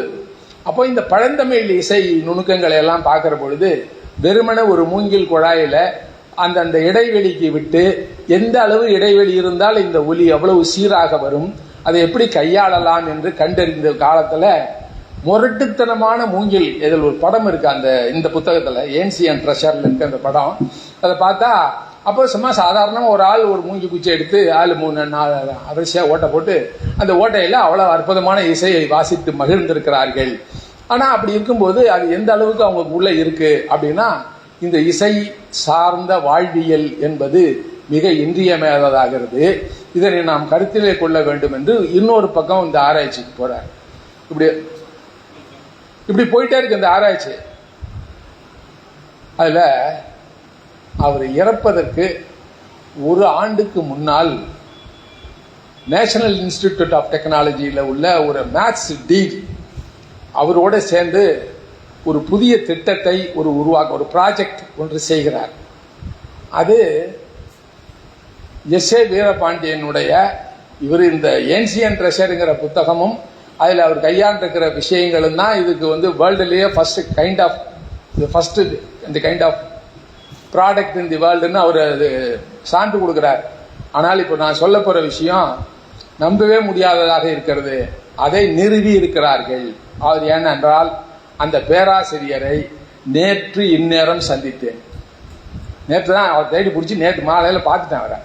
அவர் பார்த்ததுக்கு அப்புறம் அவர் சொல்றாரு, இன்னொரு ஒரு வருஷம் ஒரு உயிரோடு இருந்திருந்தாருன்னா அவ்வளோ பிரமிக்க தகுந்த காரியத்தை செஞ்சிருப்பார். ஏன்னு கேட்டா, அந்த ப்ராஜெக்ட்ல அந்த டிபார்ட்மெண்ட் டீனா இருந்த நானும் இருந்தேன், அவரும் இருந்தாரு, எங்களோட 2 PhD ஸ்டூடெண்ட்ஸும் இருந்தாங்க. 5 பேர் கொண்ட குழு இதனை செய்தோம். என்ன செய்திருக்கிறார்கள் என்றால், நம்ம எப்படி ஒரு கட்டிடத்துக்கு டைமென்ஷன் ஸ்பெசிபிகேஷன்ஸ் சொல்லுவோம், இவ்வளவு அகலம் இவ்வளவு உயரம் எல்லாம் சொல்லுவோம். இது மாதிரி இசையினுடைய ஃப்ரீக்வன்சி, மாடுலேஷன், வைப்ரேஷன் இவைகளை கொண்டு அதுதான் அந்த இளையராஜா எழுதுற அந்த இசை குறிப்பு. ஒரு பாட்டை அவர் எழுதுறாரு, அதுக்கு உண்டான வார்த்தைய அதுக்கப்புறம் பாட்டு எழுதுறவங்க தத்தகாரம்னு சொல்லுவாங்க. அதை அந்த தத்தகாரத்தை அவர் எழுதிடுறாரு. யாரு? இளையராஜா எழுதுறாரு. அவர் எழுதி போகும்போது வயலின்ல நீங்க இந்த இடத்துல இதை வாசிக்கணும், நீங்க இந்த இடத்துல இந்த கருவியை இந்த இடத்துல இப்படி வாசிக்கணும், இப்படி வாசிக்கணும், இத்தனாவது இடம் வரும்போது நீங்க இப்படி வாசிக்கணும்லாம் எழுதி எழுதி எழுதி எழுதி எல்லாருக்கும் கொடுத்துட்றாரு. அதுக்கப்புறம் அவங்க எல்லாத்தையும் வச்சுக்கிட்டே உட்காந்துருப்பாங்க. அவங்க இந்த இடம் வரும்போது அவங்களுக்கு சொல்லியிருக்கிறத வாசிப்பாங்க. அது சாதாரணமாக ஒரு திரை இசை பாடலுக்கே இப்படி ஒரு கோவை தேவைப்படுகிறது. பல நூற்றுக்கணக்கான வாத்தியங்களை கையாண்டு எழுதுகிற அந்த சிம்போனி என்கிற அந்த பேர் இசையை அவர் எப்படி வடிவமைக்கிறார் என்று சொன்னால், அத்தனையும் அவர் கையால தான் எழுதுறாராம். எழுதிதான் கொடுத்துருக்கிறாரு. எழுதி கொடுத்து அதை அங்க ஜாரேட்டர்கிட்ட கொடுத்து, ஐயா அதெல்லாம் பார்த்து எல்லாத்தையும் ஒழுங்கு பண்ணிக்கங்க அப்படின்னு சொன்ன உடனே அவனை எந்த மாற்றமும் செய்ய வேண்டியதில்லை, அவர் எழுதியிருக்கிறபடி செஞ்சாலே போதும், இந்த இசை அப்படி அமைந்து விடுகிறது என்று அவர்கள் வியந்து சொல்கிறார்கள். அப்படி அந்த இசைக்கென்று சில அளவீடுகள் இருக்கிறது, குறியீடுகள் இருக்கிறது, குறிப்புகள் இருக்கின்றது. ஒரு கட்டிடத்திற்கு இப்படியான குறிப்பீடுகள் இப்படிதான் இருக்கணும், இப்படி இருந்தாதான் இந்த கட்டடம் அப்படிங்கிறதுக்கு நம்ம சௌரியத்துக்கு இல்லைங்க, எனக்கு ஹால் இவ்வளோன்னு இருந்தா போதும், படுக்கை இவ்வளவு பெருசா இருக்கணும், இல்லை படிப்பறை இருக்க வேண்டாங்கலாம் நம்ம எழுதலாமான்னா எழுதக்கூடாது. அதுக்குன்னு ஸ்பெசிபிகேஷன்ஸ் இருக்கு. அது இந்த பொறியியல் வல்லார்கள் தெரியும். அது அந்த ஸ்பெசிபிகேஷன் படி ஒரு கட்டடத்தை நீங்கள் வடிவமைத்து விட்டு அந்த ஸ்பெசிபிகேஷன் படியே, நான் அதை ஆங்கிலத்திலேயே அந்த சொற்களை பயன்படுத்துவதற்கு என்னை பிழையாக கருத வேண்டாம். அதில் அவசரத்துக்கு நான் அதை தமிழ்லாம் சொல்லி உங்களையும் குழப்பி நானும் குழம்ப வேண்டாங்கிறதுக்காக எனக்கு தெரிஞ்ச மொழியில் சொல்கிறேன். அதே மாதிரி ஸ்பெசிபிகேஷனை நீங்கள் இசையில் அமைத்து எழுதினால் என்ன வரும் என்றால், கம்ப்யூட்டரில் ஃபீட் பண்ணீங்கன்னா கட்டிட படம் வரும். கட்டிட படத்தை இசையாக மாற்றினீர்கள் என்றால் இசை வரும். அப்படின்னா அது நேர்த்தியாக கட்டப்பட்டிருக்கிறது, அந்த கட்டடம் முறையாக கட்டப்பட்டிருக்கிறது என்று கண்டுபிடிப்பதற்கான எளிய வழி ஒன்று, எல்லா கட்டுமானங்களும் தேர்ந்த இசை வடிவங்களாகவே இருக்கின்றன, அதாவது சரியா கட்டியிருந்தா என்று நிறுவி இருக்கிறார். அதை எப்படி அவங்க நிறுவி இருக்கிறாங்க அப்படிங்கறத அந்த பேராசிரியர் எனக்கு விளக்கினார். இவர் ஒரு படத்தை ஸ்பெசிபிகேஷன்ஸோட ஒரு என்ஜினியரிங் டிராயிங்கில் உள்ள ஒருத்தரை விட்டு ஒரு கட்டடத்தை படத்தை போடுங்கன்னு சொல்றாங்க. அவங்க படத்தை போடுறாங்க. இவர் கம்ப்யூட்டர்ல ஏற்கனவே ஒரு வடிவத்தை தயாரித்து வைத்திருக்கிறார், இசை வடிவம். அதுல இதை ஃபீட் பண்ணும்போது அது இசை குறிப்பை தருகிறது. அந்த இசை குறிப்பை வேறொரு அறையில் இருக்கிற வேறொரு நண்பரிடம் அனுப்பி இந்த இசை குறிப்பிற்கான படத்தை கொடுங்கள் என்று கேட்டால் அங்க இருக்கிற ஏற்பாடு என்பது கட்டிடத்தின் புகைப்படத்தை தருகிறது. நம்ப முடியுதா? அவர் என்ன சொல்றாரு அப்படின்னா, எல்லாமும் ஒரு ஒழுங்குக்கு உட்பட்டதுதான். அந்த ஒழுங்கமைவை நீங்கள் புரிந்து கொண்டீர்கள் என்றால் அது இயற்கையான விடையை தரும், பொருளை தரும், பயனை தரும். நீங்க அதுல இருந்து குறுக்க முடியாம அவசரம்னு நம்ம எனக்கு தெரிஞ்ச லாங்குவேஜ் சொல்றா அவசரமாயிரும். அவசரமா இருந்தா அது ஒன்றுக்கும் பயன்படாது. அப்படி சரி, இதனால என்ன பயன் என்று கேட்டால், அறிவியலின் மிகப்பெரிய பேருண்மைகளை, பெரிய கண்டுபிடிப்புகளை எல்லாம் இந்த வடிவத்திலே கொண்டுட்டு வந்து விடலாம். அப்படி சொன்னா எளிதாக எல்லோரும் பயின்று தேர்வதற்கு வாய்ப்பு இருக்கிறது. இப்படி எல்லாம் ஒரு புழக்கத்துக்கு கொண்டு வந்துட்டா அதுக்கப்புறம் நம்ம அதுல புதிய துறைகள்ல நம்ம இழக்கிறதுக்கு வாய்ப்பு இருக்கிறது. சரி, இது இன்னைக்கு தான் வீரபாண்டியன் கண்டுபிடிச்சா நீங்க நினைச்சுக்கிட்டு இருக்கீங்களா அப்படின்னு ஒரு குறுக்க ஒரு கேள்வியை கேட்கிறார். இல்லை, இது நமது தமிழ் இசையியலின் தொன்மையில் இருக்கிறது. பல காரியங்களை அப்படி செய்திருக்கிறார். இப்ப நான் சொல்றது வித்தியாசமான தொனி, வித்தியாசமான கருத்து இருந்தாலும் வேற வழி இல்லை. உண்மையில இருக்கிறத நான் சொல்லித்தான் தீர வேண்டும்.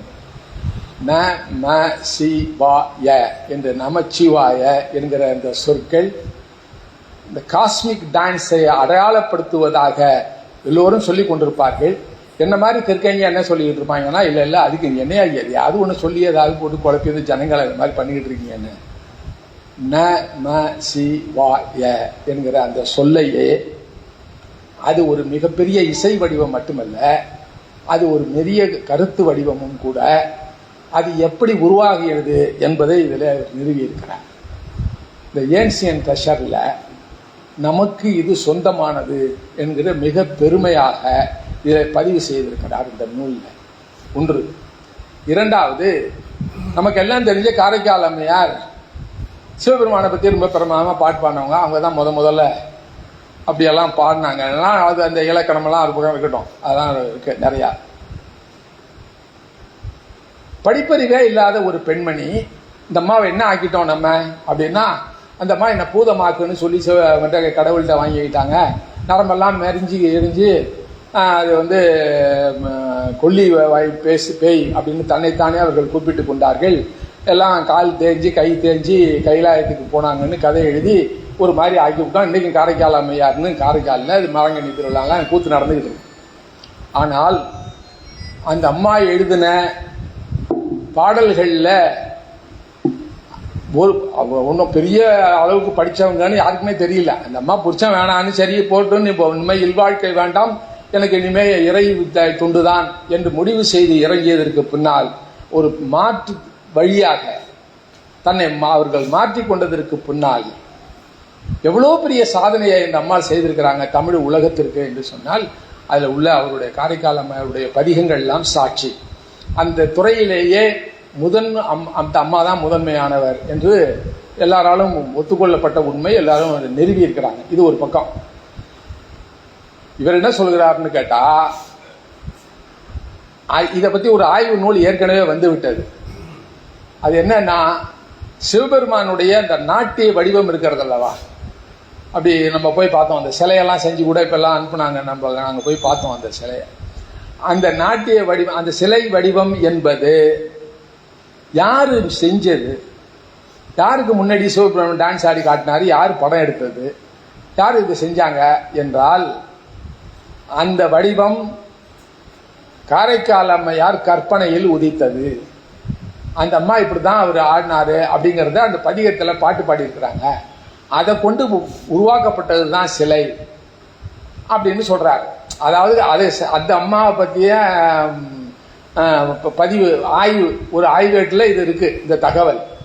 இவர் என்ன சொல்றாரு அப்படின்னு கேட்டீங்கன்னா, இப்ப நான் சொன்னபடி இந்த இசையியல் கூறுகளில் அதை நீங்கள் அளந்து பார்க்க முடியுமானால் அந்த சிவனுடைய நடனம் என்பது மிகப்பெரிய அறிவியல் உண்மையை நிறுவுவதாக பௌதீக பிசியாலஜிக்கல் ஃபேக்ட் என்று சொல்லக்கூடிய ஒரு பிசிக்ஸ் பேருண்மையாக அது இருக்கிறது என்று இதில் நிறுவியிருக்கிறார்.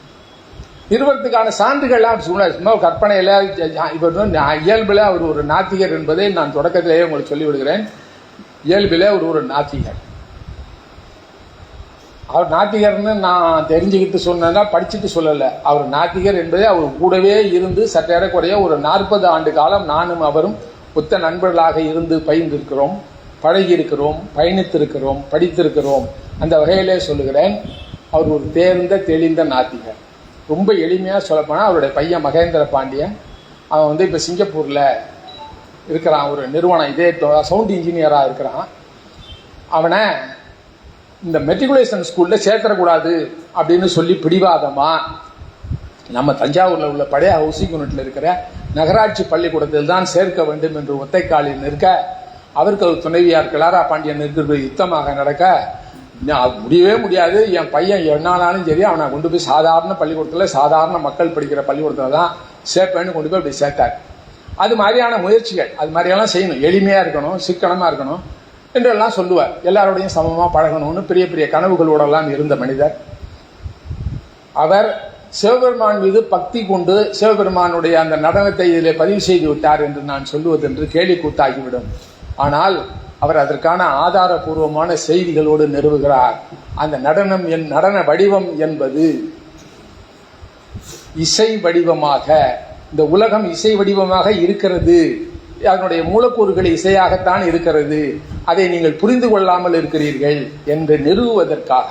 அப்படி புரிந்து கொண்டீர்கள் என்றால் உழைப்பு என்பது களிப்பு மிகுந்ததாக இருக்கும், உறவு என்பது மேன்மை மிக்கதாக இருக்கும், இங்கே யுத்தங்கள் நடப்பதற்கு வாய்ப்பே இல்லை, இசை என்பது அந்த அளவுக்கு உங்களை பண்படுத்தத்தக்கது, பண்படுத்த வல்லது என்பதை அவர் வாய்த்த இடங்களெல்லாம் நிறுவியிருக்கிறார். நம்ம கலப்பரன் இப்போ அண்மையில் ஒரு கட்டுரை எழுதியிருக்கிறார். அவர் சினிமாவுக்கு பாட்டு எழுதுறாருன்னு நினச்சிக்கிட்டு இருக்காதீங்க. நான் அடிக்கடி அதை தொடர்றதுக்கு காரணம் என்னன்னு கேட்டால், எனக்கு கிடைச்ச பக்கத்தில் இருந்த புத்தகம் அதுதான். அதனால நான் சொல்கிறேன், சமத்துவத்தை நிறுவுவது தான் இளையராஜாவின் நோக்கம்.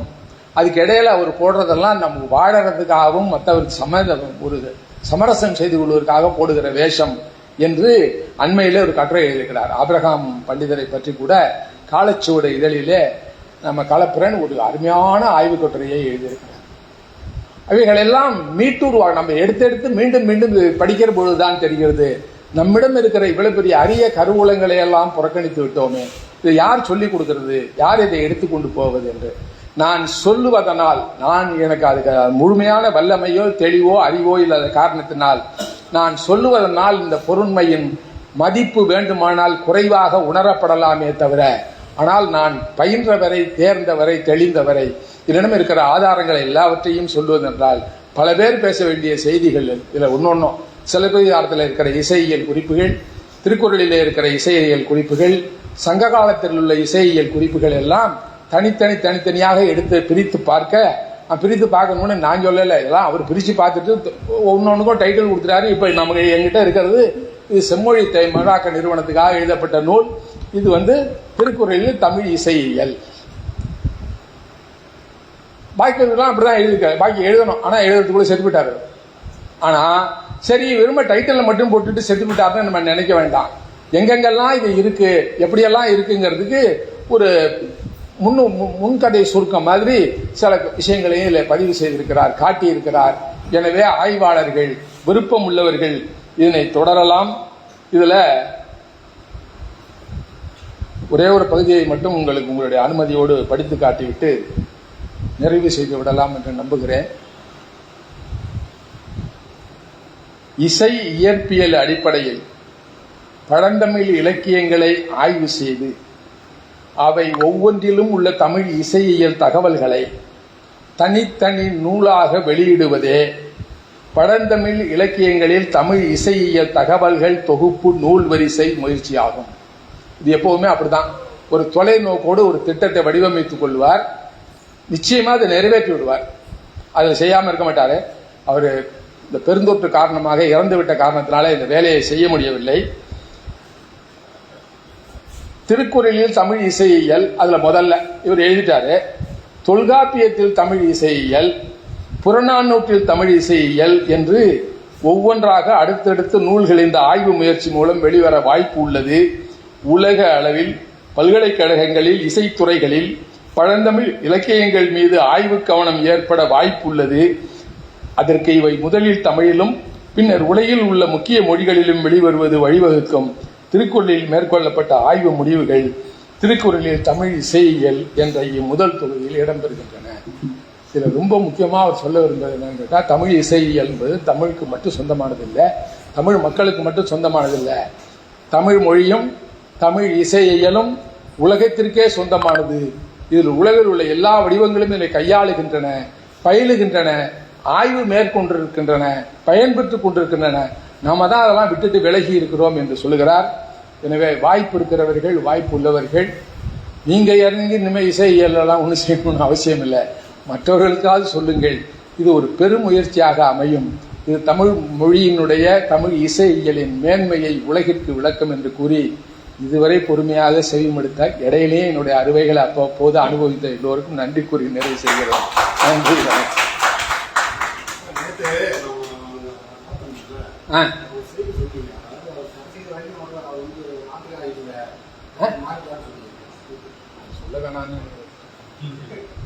சொல்ல வேணான்னு விட்டேன்.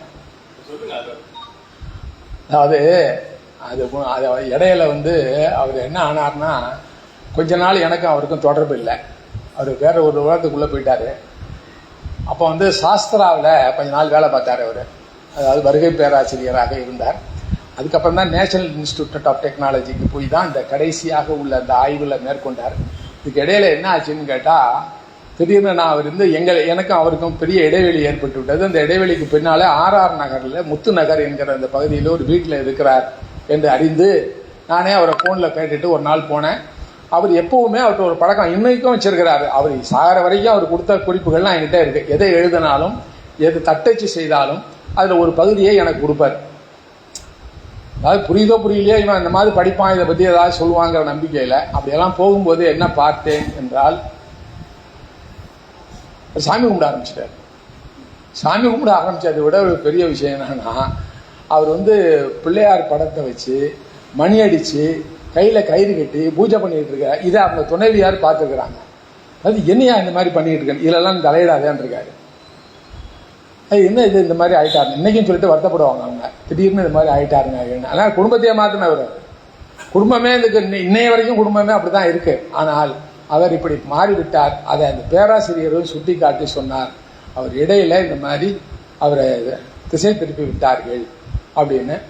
அது நான் இந்த நடராஜர் நமச்சிவாயெல்லாம் படிக்கும்போது நான் நினச்சிக்கிட்டேன், ஒரு வேளை இந்த ஓரமாக போனதில் இழுத்துருச்சு மூடிருக்கு, அது மாதிரி கிடக்கிறாரு அப்படின்னு. ஆனால் அவர் கடைசி நேரத்தில் அந்த மாதிரி ஒரு சின்ன ஆசிலேஷனுக்கு ஆளாகி இருந்தார் என்பது ஆதாரபூர்வமான உண்மை. அதில் இன்னும் சரியாக சொல்ல போனால், இந்த சொற்கள் தொடர்பான பிரச்சனைகள் வருகிற பொழுது ஒரு இடத்துல சொல்றாரு, தமிழ் காட்டுமிராண்டி மொழி என்று ஐயா பெரியார் அவர்கள் சொன்னது கூட ஆராய்ச்சி இல்லாமல் சொன்ன வார்த்தை அப்படின்னு. ஒரு பக்கம் சொல்ல போனா அவர் சொன்னதை நம்ம கணக்கில் எடுத்துக்கிட்டான் இருக்கு. அவர் மறுக்க முடியல. ஏன்னு கேளுங்க, இவ்வளவு ஆழமான சிந்தனை உள்ள இசையியல் தொடர்பான அறிவும் இதுக்கான புழக்கமும் ஒரு சமூகத்தில இருந்து, இப்ப நம்ம ஒரு 10,000 புத்தகம் இருந்துச்சா, இல்லை ஒரு புத்தகம் நம்ம ஐயா கிட்ட இருக்கு அப்படின்னு சொல்றதுக்கெல்லாம் இல்லை. அப்போ இந்த சிந்தனை என்பது எவ்வளவு குறுகிய வட்டத்துக்குள்ள ஒரு குறுகிய செல்லரால் உருவாக்கப்பட்டிருந்தாலும் கூட அதனை செவியால் வாங்கி கொண்டவர்கள் எவ்வளவு சீரிய முயற்சியோடு அதை பதிவு செய்திருக்கிறார்கள். எப்படி ஒரு வாழ்வியல் அது இந்த அளவுக்கு கரைஞ்சு போயிருக்குது. இன்னைக்கு நம்ம எதை எடுக்க முடியுது, புறநானூற்றுலையும் அகநானூற்றுலையும் சங்க இலக்கியங்கள்ல இருந்தும் மற்ற இடங்கள்ல இருந்து அவ்வளவு தகவல்களை நம்மளால எடுக்க முடியுது. அப்போ எடுக்க முடியுதுன்னு சொன்னா அப்ப எப்படி அது வாழ்க்கையில பின்னி பிணைந்திருக்கிறது என்பதை எண்ணி பார்க்கிற பொழுது வியப்பாக இருக்கிறது. இது இப்ப முடியலையே, இந்த புஸ்தகம் இருக்கா அப்படின்னா நான் இப்போ ஒரு புத்தகத்தை தேடி பல மைல்கள் பல கிலோமீட்டர்கள் பயணம் செய்ய வேண்டியிருக்கேன். புத்தகம் இப்ப எல்லாம் அச்சடிச்சு போட்டிருக்கான் எல்லாரும், ஆனாலும் கிடைக்கல. அந்த மாதிரி சூழல் இருக்கிறது. அப்போ அது மாதிரி இருந்துச்சா? இல்லை. ஆனால் அப்படி இருந்த காலத்திலேயே இந்த கலை வளர்ந்திருக்கிறது, இந்த இசை மலிந்திருக்கிறது, வாழ்வியலில் பிணைந்திருக்கிறது என்பதை எண்ணி பார்க்கிற பொழுது வியப்பாகவும் மலைப்பாகவும் இருக்கிறது. நாம் இந்த மகத்தான வாழ்க்கையை மறந்தும் இருந்திருக்கிறோம், மறந்துட்டு தான் இருக்கோம். அதுலேருந்து அந்த வாசனை போக அப்படியா இது என்னமோ தாய்லாந்தில் எங்காவது சிங்கப்பூரில் நடக்குது போட்டுதுன்னு நினச்சிக்கிட்டு இருக்கிற மாதிரியே இன்றைக்கு இருக்கிறோமே என்று நினைக்கிறோம். அதுதான் நண்பர், அதை கூட நாளாக இருக்கும், அதை அப்பப்போ சொல்லுவேன். அது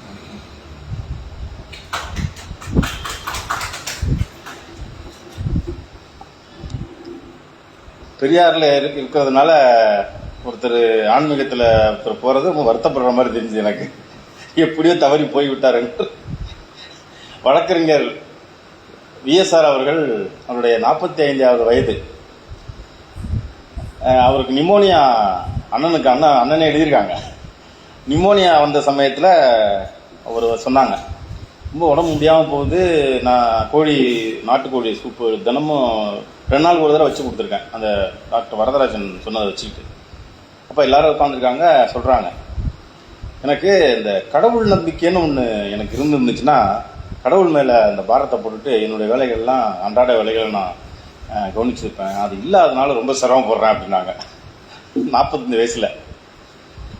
அப்புறம் கண்ணு ரெட்டினா அஃபெக்ட் ஆச்சு. ஒரு கண்ணு நெல்லியாக வர ஆரம்பிச்சிச்சு. இன்னொரு கண்ணு அதே மாதிரி தான் இருக்கும், கேட்ராக்ட் பண்ணால் வரும் அப்படின்னு சொன்னோடனே நீங்கள் ஆப்ரேஷன் பண்ணிக்கிங்க அப்படின்னு இதில் அரவிந்த் ஆஸ்பத்திரியில் சொல்கிறாங்க.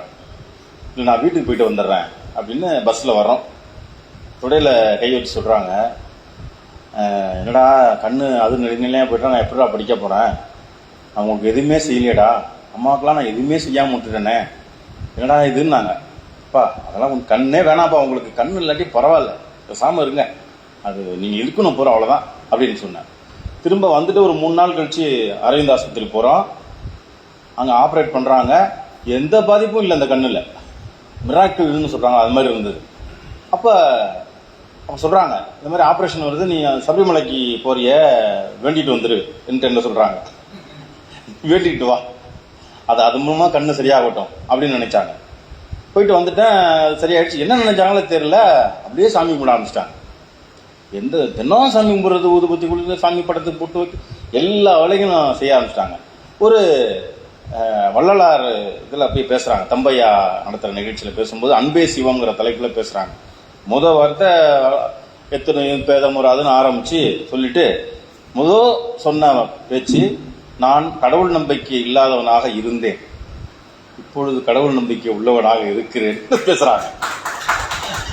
அப்போ சொல்கிறாங்க, துண்ணூறு பூசிக்கிட்டு கருப்பு சேப்பு வெட்டி கட்டிக்கிட்டு அண்ணாவை பற்றி பேச போவாங்க. என்னப்பா அப்படின்னா, அவர் என்ன சாமி கும்பிடக்கூடாதுன்னு நான் சொன்னாரு, சாமி கும்பிட்றவங்களாம் பேசக்கூடாதுன்னு இருக்கா அப்படின்னு பேச ஆரம்பிச்சிட்டாங்க. எனக்கு இப்போ தோணுது நான் கும்பிட்றேன் அப்படின்னு. அதுக்கு முன்னால அந்த புத்தகத்தினுடைய பட்டியல் எடுக்கும் பொழுது 10,000 புத்தகங்கள், கிட்டத்தட்ட 8,000 புத்தகங்கள் பொதுவான நூல்கள், 2,000 3,000 புத்தகம் இதுக்கு லா புக்ஸ் நான் எடுக்கல பட்டியல். கிட்டத்தட்ட 50% மேலே ஆன்மீக நூல்களாக இருக்கு. அப்போ கடவுள் நம்பிக்கை இல்லாத போது எதுக்காக அதெல்லாம் வாங்கினாங்கன்னே எனக்கு தெரியல, அது என்ன கணக்குன்னு தெரியல. எனக்கு சொல்லும்போது சொன்னிச்சு, அதனால் வருத்தப்படுற அவங்களுக்கு தோணுது போடுறாங்க அப்படின்ட்டு. இன்னும் ஒன்னே மட்டும் சொல்லிட்டாங்க, நீங்கள் சொல்லும்போது அது மனசில் ஓடிட்டே இருந்தது. திருக்குறளை பற்றி சொல்லும்போது ஒவ்வொருத்தவங்க ஒரே எழுதக்கூடாதுன்னு ஒவ்வொருத்தவங்க ஒவ்வொரு மாதிரி சொன்னாங்க அப்படின்னு சொல்லி அண்ணா ஒரு இடத்துல பேசுகிறாங்க. திருவள்ளுவர் படத்தை திறந்து வச்சுட்டு ஒவ்வொருத்தவங்க ஒவ்வொரு மாதிரி சொல்லிட்டு போனாங்க. வாளறிவன் நற்றால் தொழார் எனின் அப்படிங்கிறத ஸ்கூலில் பள்ளிக்கூடத்தில் சொல்லி கொடுத்தாங்க. நாங்களும் ஆமையா என்றோம். என்னென்றால் அனுமனை அறிந்தவன் ராமன், வாள் என்றால் அனுமனை அறிந்தவன் ராமன், அவனுடைய பாத மலர்களை தொழாவிட்டால் கேடுகள் வந்து சேரும் என்று ஆசிரியர்கள் சொன்னார்கள். மதிப்பெண்களுக்காக நாம் படித்தோம் என்று சொல்லும்போது அதை பற்றி எல்லாம் சொல்லிகிட்டே போயிருந்திருக்காங்க. நீங்கள் சொல்லுவோம், அதெல்லாம் எனக்கு தோணுச்சு. அதுபோல் ரொம்ப நீங்கள் நேரம் ஆயிடுச்சுன்னு சொன்னீங்க, இன்னும் பேசிட்டே இருக்கலாம். நீங்கள் சொல்லலாம். ஆராய்ச்சி உங்களுடைய ஆராய்ச்சி தொடரட்டும். ஏன்னா பெரிய பெரிய ஆட்களோட அவங்க பழகி 40 வருடம் பழகணும், 20 வருடம் பழகணும். காமராஜர் கூடவே இருந்தால் அவருடைய அவர் வைத்த இந்த சாப்பாடெல்லாம் நாங்கள் சாப்பிட்டோம்னு சொல்லும்போது எவ்வளோ பெரிய பழகிருக்கீங்க. அதனால் ரொம்ப மகிழ்ச்சி. உங்களுடைய கொடை தொடர வேண்டும் என்று சொல்லி வந்திருந்த அனைவருக்கும் நன்றி கூறி அடுத்த மாதம் சந்திப்போம். நன்றி, வணக்கம்.